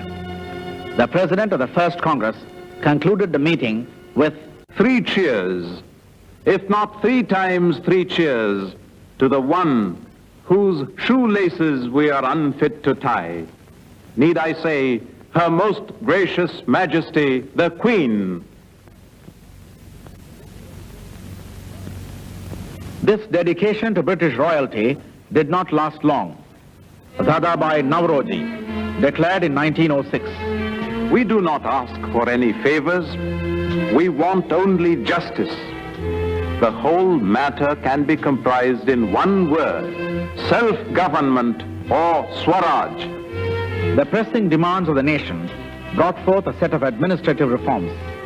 As part of the reforms, a separate electorate on religious grounds was granted to Muslims, a system which was to have serious consequences, confusing politics and nationalism with religion. In the National Congress, there were some, like Gopalakrishna Gokhale, who believed in cooperating with the British and winning self-government gradually, while others held stronger views. Bal Gangadhar Tilak said, "Freedom is my birthright, and I will have it." Early in the 20th century, Jamshedji Nasarwanji Tata founded the first Indian steel mill in the very area whose iron ores had been smelted and used by the Mauryan kings 3 centuries before Christ. Such industries languished due to government non-cooperation. However, when the First World War broke out, the British government needed manufacture on a large scale, and Indian industry was also encouraged to supply goods for the war.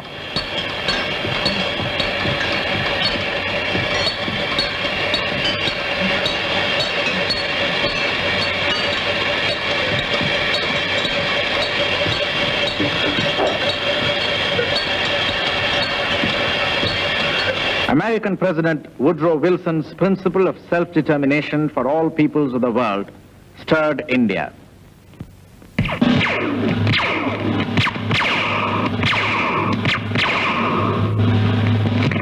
Britain pledged ultimate self-government for India.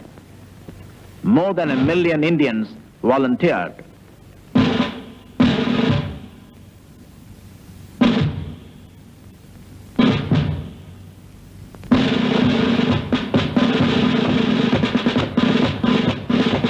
Indian soldiers fought with distinction in Europe and the Middle East. When the war was over, the President of the Congress, Madan Mohan Malaviya, asked, "Now the question is, to what extent is India going to benefit by the principles for which she gave her lives and treasure, namely the principles of justice and liberty, of the right of every nation to mold its own destiny?" The reply came in the form of what was known as Rowlatt Bills, which provided for arbitrary arrests, censorship for the press, and judgment of cases without trial. These bills were condemned in many public meetings. Now emerged a new Indian leader, Mohandas Karamchand Gandhi. A barrister who had once cooperated with the British, Gandhi had experimented with his unique method of non-violent non-cooperation with success in South Africa. He was received with great affection when he arrived in India. Gandhi announced active non-violent resistance, Satyagraha. The nation responded to the magic touch of Gandhi. He lived in this modest house at Ahmedabad. Here was a man who was not given to mere talk. He would act. A man who was able to speak a language understood by the masses of India, respected by the intellectual and the layman alike. With love and reverence, the Indian people called him Mahatma, the great soul. Meanwhile, in Punjab, at Amritsar, the golden city of the Sikhs, an order prohibiting public meetings had been issued. In spite of this, some 20,000 people, Hindu, Muslim and Sikh, had assembled at Jallianwala Bagh for a peaceful meeting on the Hindu New Year Day.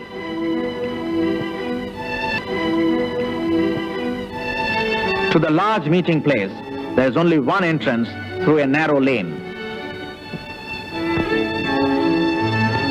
Brigadier Dyer of the army arrived to disperse the unlawful but peaceful crowd.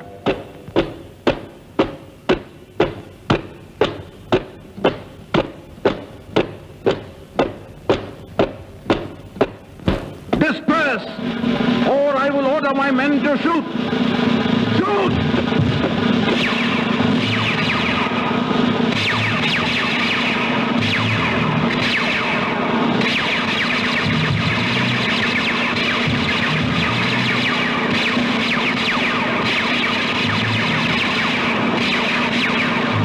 400 people were killed and 1,200 wounded, according to official report. Answering an inquiry committee, Brigadier Dyer said, "Yes, I wanted to teach them a lesson. I would have fired longer if I had ammunition. I fired only 1,600 rounds because my ammunition ran out. It's quite possible I could have dispersed the crowd without firing. It was no longer a question of dispersing the crowd, but one of producing a sufficient moral effect. I thought I would be doing a jolly lot of good." The Lieutenant Governor encouraged Dyer with a telegram. Punjab under martial law saw public platforms for flogging in street corners. In a lane, every Indian passing through was ordered to crawl, belly to the ground. Jallianwala Bagh today is a monument in memory of the martyrs.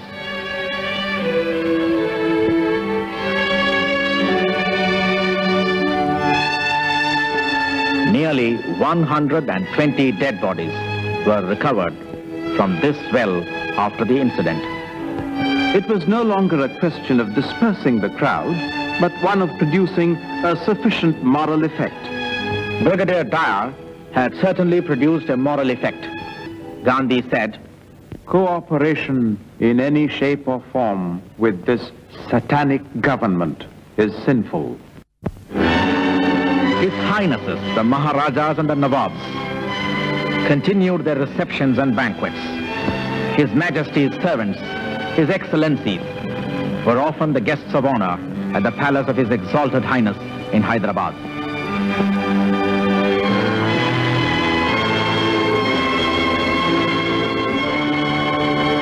Including the Nobel laureate poet Rabindranath Tagore, many citizens surrendered their British titles.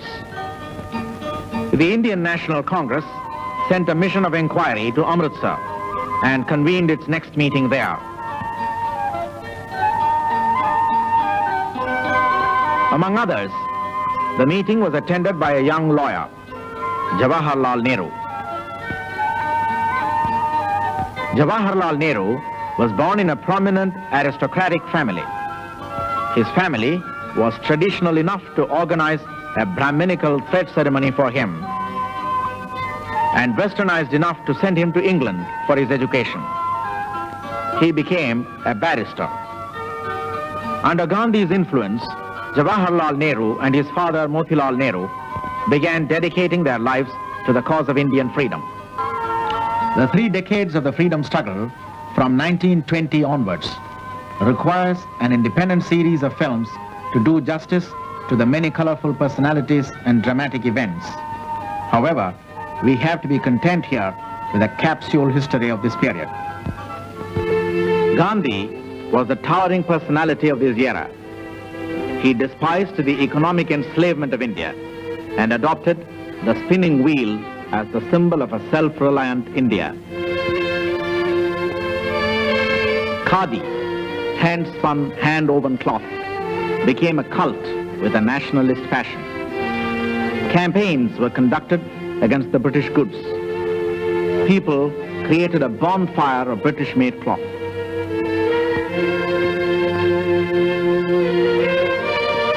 His Catholicity and deep humanism made the Mahatma a universal man, yet deeply rooted in India. The masses of India adored him.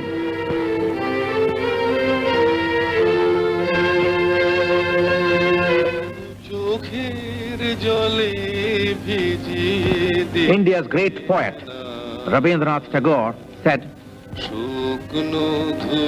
"At last we have with us living truth, not just quotations from books." In the 1920s, one group of congressmen like Rajagopalachari and Vallabhbhai Patel followed the Gandhian path of working for the removal of untouchability, while another decided to enter the legislature under a new formula created by the British. Not that everybody followed the non-violent path of the Mahatma. Heroes like Bhagat Singh were involved in parallel violent activity to achieve Indian freedom. Udham Singh wreaked vengeance by shooting down the Lieutenant Governor of Punjab who authorized the Jallianwala Bagh massacre. The Russian Revolution became an inspiration to many Indians to free themselves from exploitation.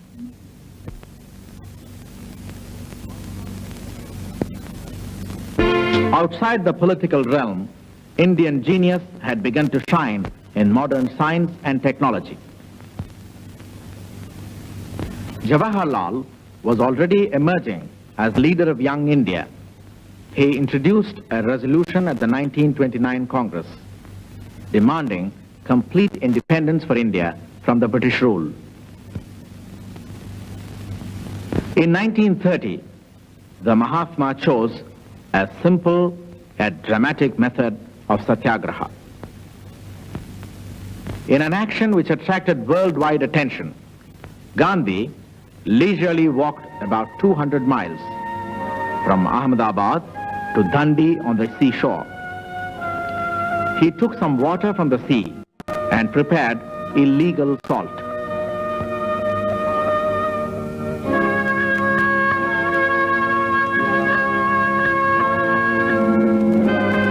Salt was a government monopoly, and about half its price constituted taxes. Gandhi had chosen this symbolic act of protest since it was meaningful to every peasant across the country.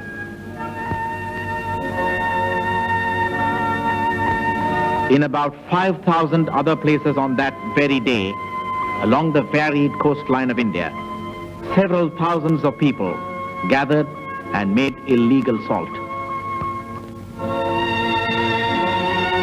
In the following few months, all senior leaders and several thousand Congress volunteers had been arrested.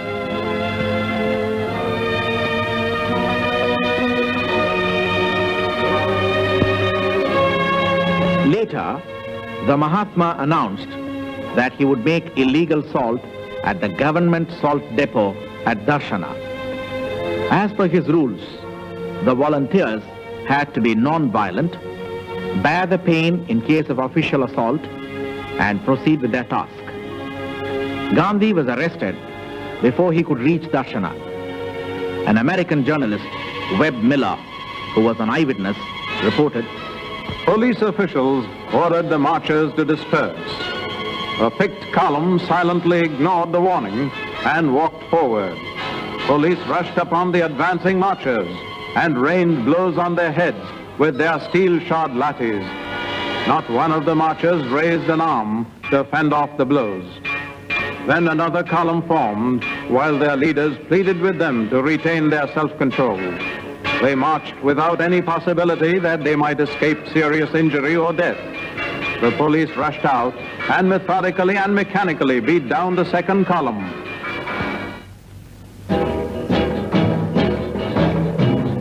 During these years, a section of Indian entrepreneurs supported the nationalist cause. They contributed to national growth in their own way. The steel mills at Jamshedpur added modern equipment of the period.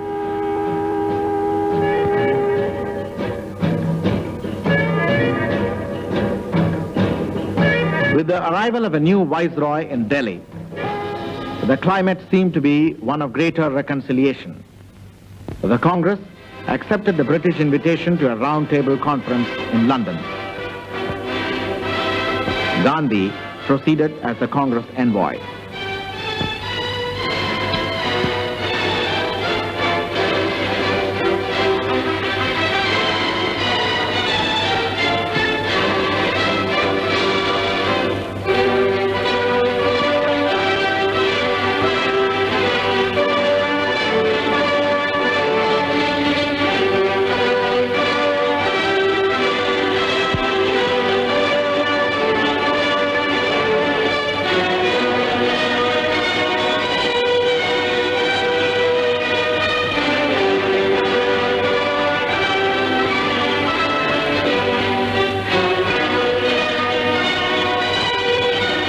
He met several like-minded people in Europe and attended the Round Table Conference.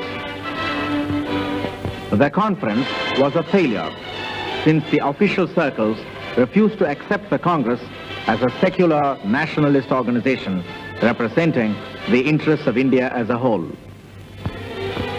When Gandhi returned, most people, including Nehru, were already in jail. The repression continued unabated.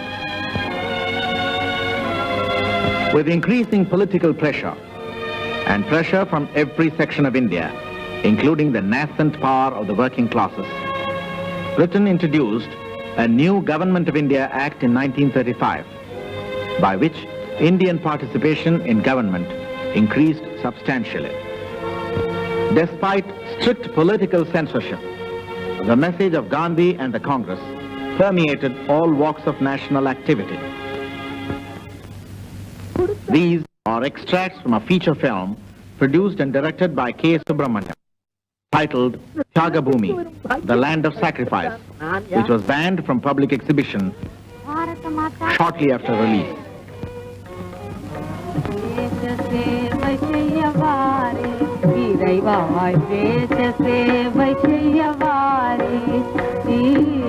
தன்னலம் கருது தாய்நாட்டை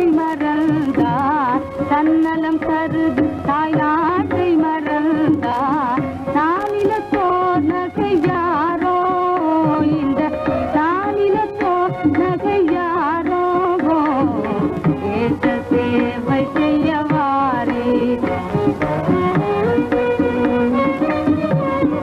தீர வேண்டும் மாந்தர் குன்றம் செய்வுபகாரம் தெய்வத்தில்வம் பருவிராடவ ஆதரும் ஒன்றா பருவிராடவ ஆதரும் ஒன்றாய் நம் அன்புடன் அழைக்கின்றாள் அன்னை அன்புடன் அழைக்கின்றாள் நம்மை அன்புடன் அழைக்கின்றாரா தேச சேவை செய்யவாரி தேச சேவை செய்யவாரி.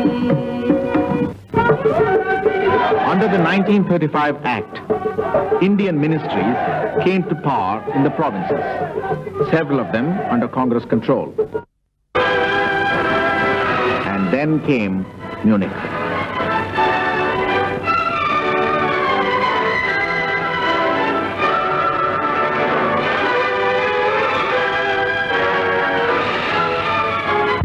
The Viceroy declared India to be at war with Germany. Indian nationalists were hurt by the abrupt announcement made without consulting them.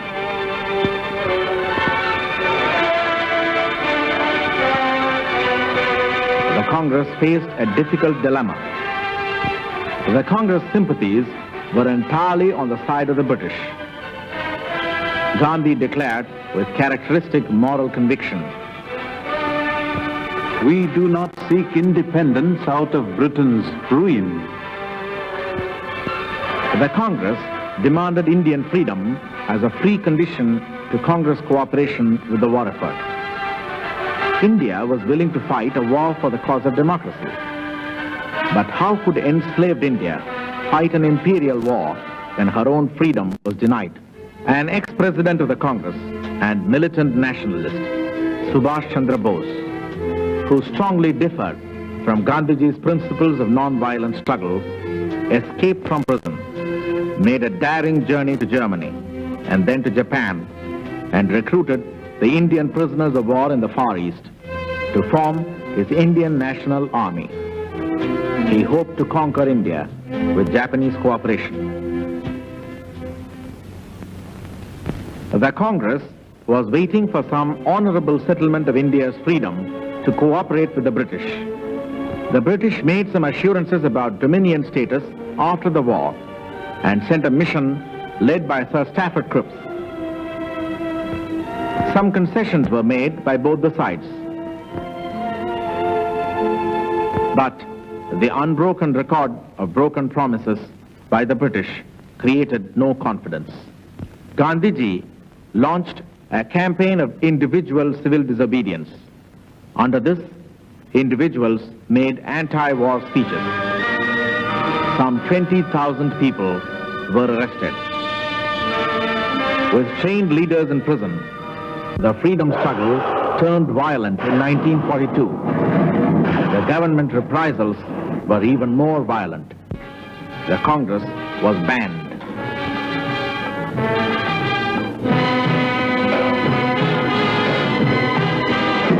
America had entered the war. The Atlantic Charter declared that the war was to ensure 4 freedoms of man. Yet, India was expected to participate as a slave country. While the Congress was operating only underground, the Muslim League continued in power in some of the states. For over a decade, Jinnah had nurtured the idea of a separate Muslim state. Nationalist entrepreneurs had the audacity to associate themselves with the freedom movement. A private shipbuilding yard at Vizag was declared open by Dr. Rajendra Prasad, President of the Congress. The shipyard was taken over by the government after independence at the request of its founders.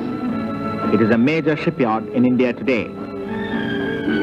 Although the nationalists were not officially cooperating with the British, the strength of the Indian army had been raised from under 200,000 to over 2 million. The large-scale mechanization for the war produced thousands of technicians from all over India.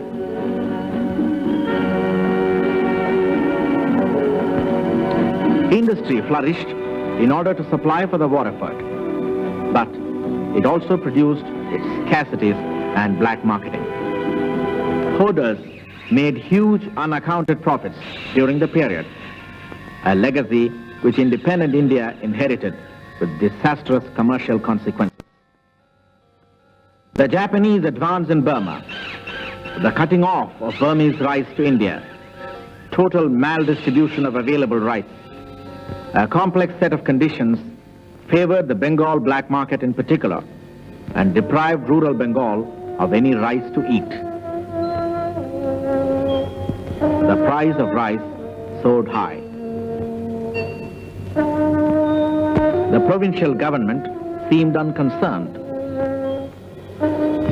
As Hitler was wiping out some 6 million Jews deliberately, the British administration was wiping out 2 million Bengalis by callousness and without special design. They were just indifferent to the death of the brown natives.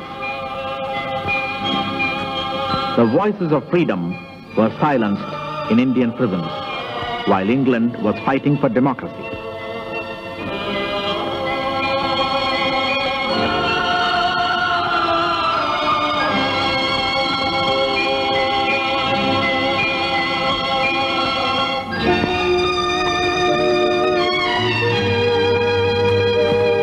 These are extracts from an authentic feature film on the famine, produced and directed by K.A. Abbas, titled The C.K. Lal.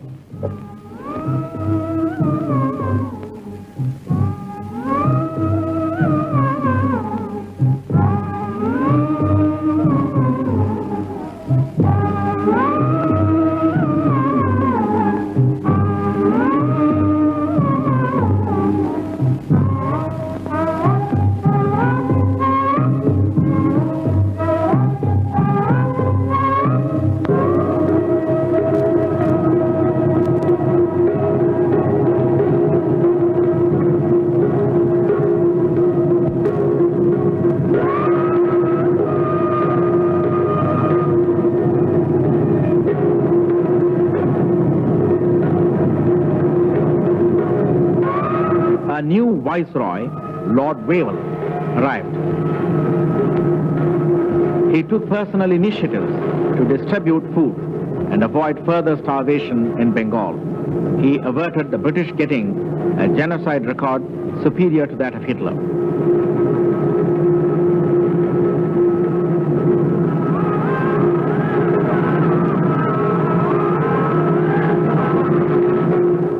When the war was over, several forces quickened the process of Indian freedom. The freedom movement, under the now internationally acknowledged moral leadership of Gandhi, had become an irresistible mass force. England came under a progressive Labour government. Several months of discussions and arguments centered around the nature of the new Indian government.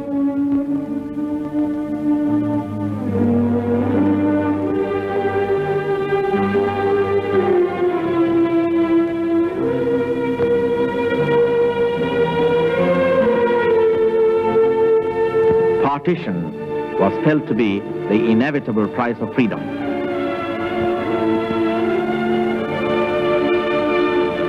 Two new nations, India and Pakistan, were born.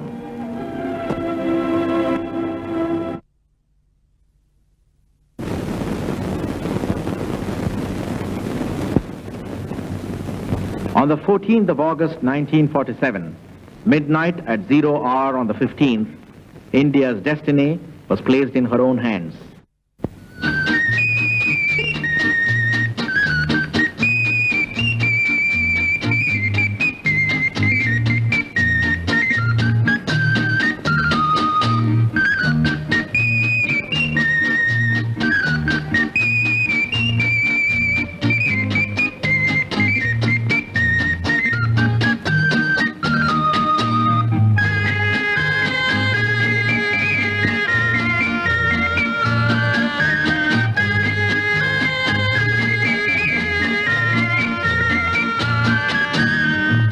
First Indian Prime Minister told his people, "Long years ago, we made a tryst with destiny, and now the time comes when we shall redeem our pledge, not only or in full measure, but very substantially. At the stroke of the midnight hour, when the world sleeps, India will awake to life and freedom." Sounds of triumphant celebration merged soon with the agony of communal war. The Muslims of Pakistan killed the Hindu minority. Hindus in India retaliated by killing the Muslims in India. A few million Sikh and Hindu refugees arrived in India. Muslim refugees left Bihar for what was East Pakistan and now Bangladesh. Nehru's stern action of shooting down the Hindu looters of Muslim property in Delhi brought the situation locally under control.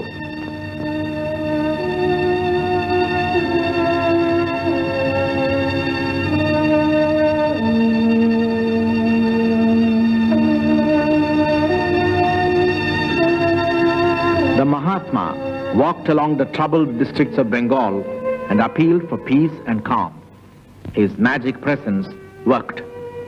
But alas, there was only one Gandhi. He was not omnipresent, and the troubles were widespread. He belonged to all mankind, as much to the Christians, Muslims, and Buddhists as to the Hindus. His sympathy for Muslims cost him his life. A Hindu fanatic shot him down at his prayer meeting. The world was drowned in sorrow. Gandhi held no political office. He had no economic power. Never had the world been so grief-stricken. Never had so many countries of the world mourned the death of an ordinary private citizen. The world respected and honored a moral man.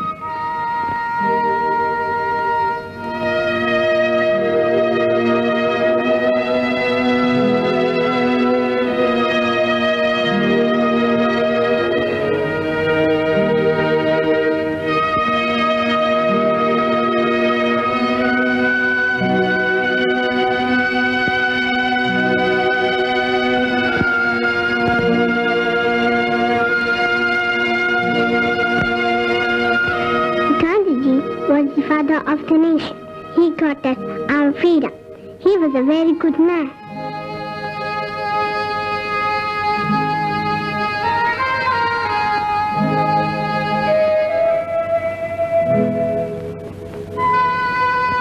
When the British handed over power to India, they transferred power not only to 2 countries, but to some 500 and odd princely rulers.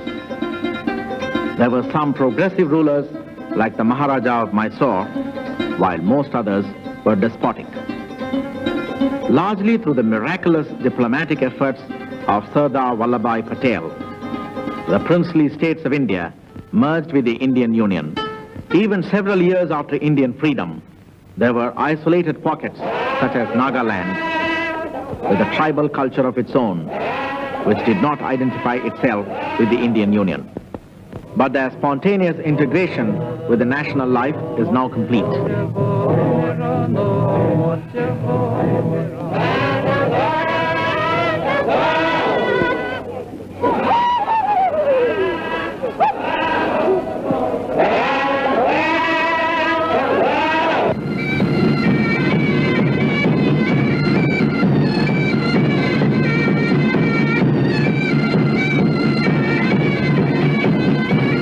In 1950, India adopted a constitution.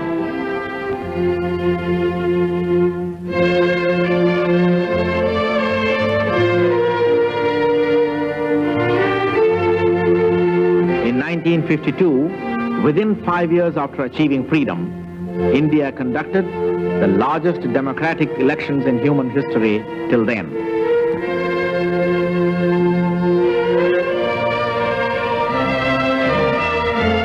The gigantic election went through smoothly. The last 3 decades of events in India are too close to us to be treated as history. Yet, without an assessment of the present, our story has less relevance.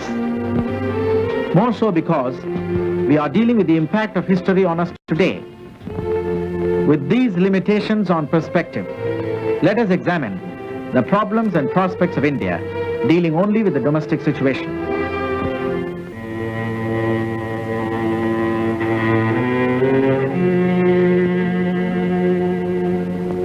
The foremost problem is India's poverty.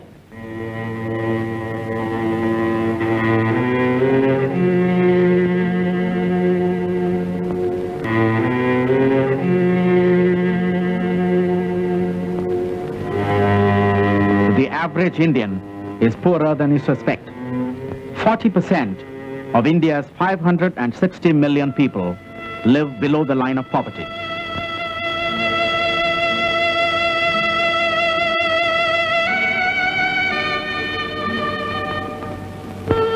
The line of poverty is a per capita monthly consumption of 40 rupees, which is less than $6 American. 40% of the people live below this line. To ensure economic progress combined with social justice, India is using 3 instruments of economic uplift.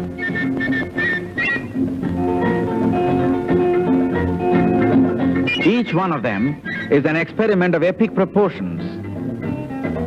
First of these is the public sector. The steel plant at Bhilai is one of the largest undertakings in the public sector.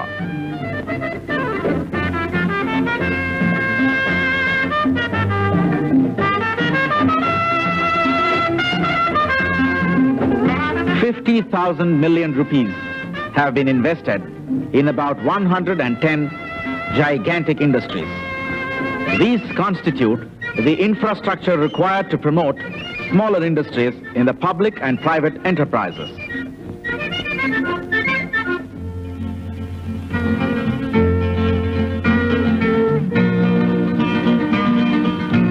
This entire investment of 50,000 million rupees is essentially new investment and not involved in the nationalization of existing industries.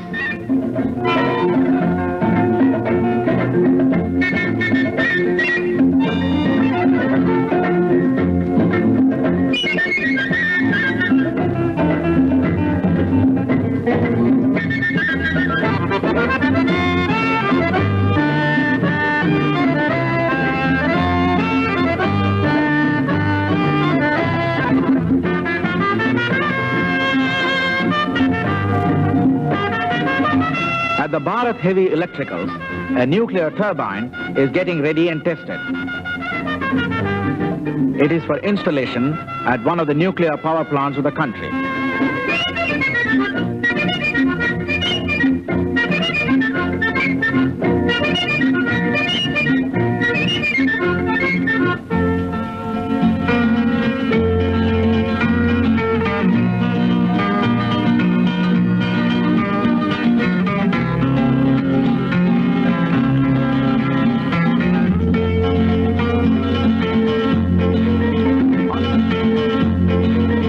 Other public sector enterprises produce a variety of goods, including electronic gadgets, machine tools, and the like.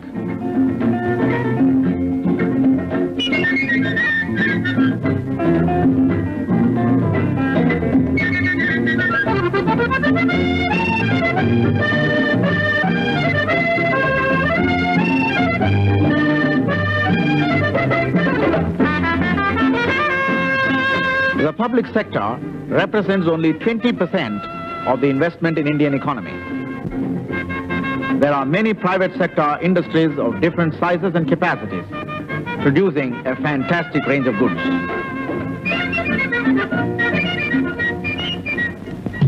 India was importing even bolts and nuts in 1947.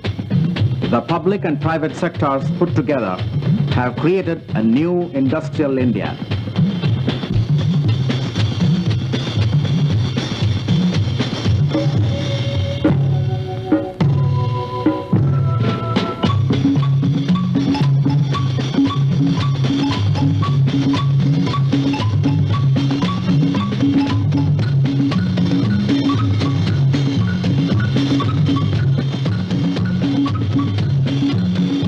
The best industries ensure quality control of international standards. India exports a whole range of products, including trucks. Truck chassis produced by a private industry are being tested on a special track for their performance.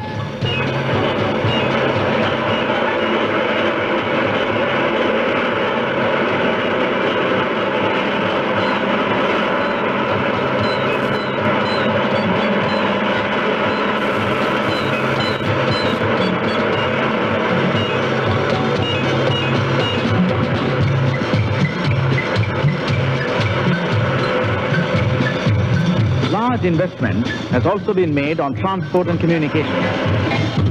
One of the largest domestic airlines of the world, Indian Airlines, connects the remote corners of India.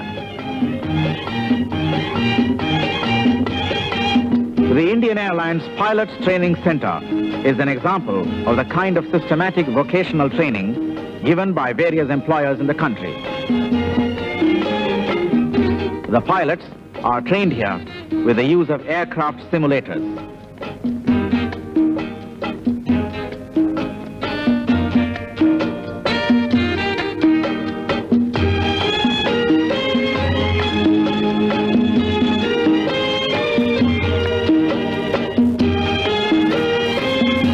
Soon after independence, the Congress Party, which has been ruling India since then, declared democratic socialism to be its ideal.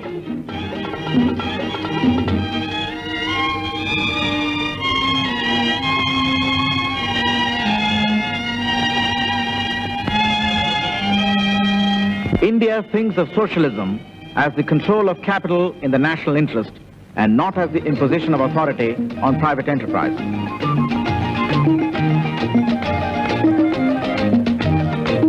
In tune with this policy, all major banks in the country have been nationalized. This is to ensure that credit is channelized to priority sectors. Large-scale industrial uplift through the public sector, as well as social control of credit and capital through government banks, is one of the main tools of India's fight against poverty. The second tool which India has adopted is the improvement of agriculture by a combination of research, irrigation, agro-based industries and agrarian reform. Large areas have been brought under cultivation through massive irrigation schemes. The Bakra Dam has brought new life to Punjab, Haryana and parts of Rajasthan. This Gobind Sagar at Bakra is the largest man-made water reservoir of the world, created by the construction of a dam. For the first phase of agricultural development, areas were chosen which already had the highest potential. Heavy investment in fertilizer, mechanization, high-yielding variety of seeds, and improved package of practices in the farm were brought about in these specifically chosen areas, which already had an infrastructure of efficient farmers, irrigation, and other facilities. This first phase has been a spectacular success by doubling the agricultural output of the country in 2 decades.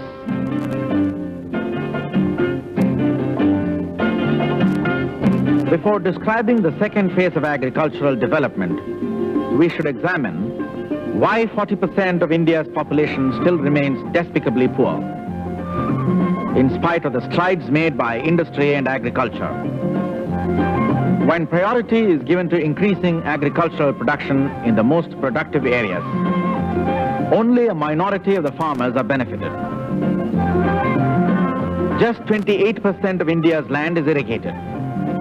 Only a part of this 28% has been modernized. India has invested heavily in these pockets to grow more food. If the same investment had been made in the less productive non-irrigated lands, the overall agricultural production would have badly suffered. On the other hand, this investment in relatively select pockets has contributed to increasing the disparity between the prosperous and the poor. The privileged landlord, who already had the best facilities, has largely benefited by the Green Revolution. This has been an inevitable first step. The second phase of the agricultural development is in the offing.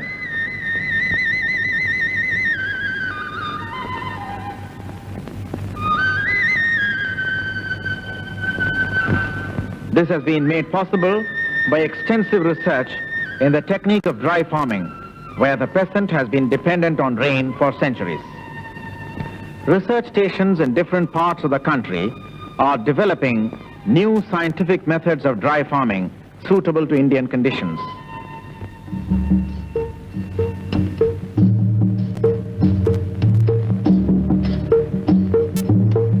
International cooperation has also been extended in this direction. Fortunately, tremendous scientific breakthrough has been made just in the last 2 years, and vast schemes are being planned to improve dry farming across the country. This second step would not only contribute more towards the agricultural production, but also reduce the gap between the haves and the have-nots. The farmers dependent on rains constitute the vast majority of the poor. If their problem is tackled effectively, a major human problem will be solved. This brings us to the third vital area of India's developing economy: the significant improvement in the gross national product. The success in the fields of industry and agriculture, all put together, have still not been able to alleviate the misery of the ordinary man, largely because the increased production is offset by the increase in population.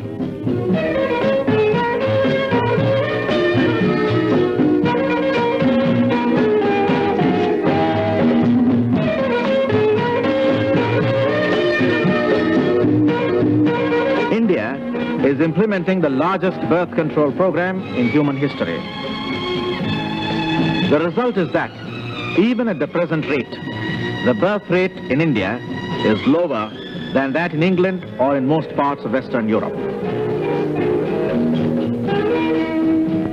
Population increase has been not so much by additional births as by the decrease in the death rate due to improved medical facilities, health and hygiene. The average life expectancy of the Indian has risen from 27 in 1950 to 53 in 1974.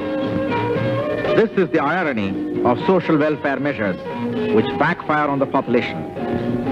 Economists expect that with further fall in the birth rate and further rise in the life expectancy, the population of India will stabilize at about 1,000 million by the year 2008. The government is considering new measures to stabilize the population at a much lower level. Indian planners ardently believe that the combination of social control of credit, state control of the sources of production, planned development of agriculture, and the production by the large body of private entrepreneurs will cumulatively contribute to economic growth and erase poverty of the present magnitude. Politically non-aligned objective economists agree with this. We are not taking into account the fantastic possibilities of the peaceful uses of atomic energy thrown open by the successful nuclear test carried out by Indian scientists. India is forging ahead despite many hurdles, including 3 wars which it was compelled to fight. If poverty is an isolated problem, the prospects of solving it are very bright. But it is complicated by a moral problem, a problem of national indiscipline and crisis of character. Traditional values are being corroded because orthodox Indian ethics confused caste observances and personal habits on the one hand with genuine moral and ethical values on the other. The attack on the one has eroded the other. Changing times justifiably demand a new cosmopolitan attitude. This has been misinterpreted to justify a corrupt commercial behavior, disregarding higher values of character. There are more slogans than genuine sympathy for the poor. The faith in our economic success is weakened by this corruption and ignorance. Ironically, it is the ignorance derived out of education, ignorance derived out of the affluence of the minority. Education has produced a breed of Indian who belongs neither in the East nor in the West, not in the positive sense of becoming universal, but in the negative sense of being rootless. Personal wealth has become an ugly goal, and to achieve this, no prize is considered great. Civilization is mistaken to be synonymous with comfort. With honorable exceptions, Indian industrialists are not the same as entrepreneurial capitalists of the West. They owe their inheritance to the feudal Maharajas and Nawabs and the exploitative commercial monopolists who colonized India. The independence and nationalist aspirations generated a revolution of rising expectations. These expectations have been subsidized by the prolific advertising of a variety of products. The top 10% of the Indian population consumes nearly 40% of what is manufactured in India. The second layer of 20% consumes almost the rest of what is produced. It is production by a few for the few. As more and more inaccessible luxuries are dazzled before the public eyes, with the economic promises not yet fulfilled, these expectations have been turning into frustrations. When I launched this film in 1974, I titled it as Indus Valley to Indira Gandhi, implying the 5,000-year story of India flowing into the very present.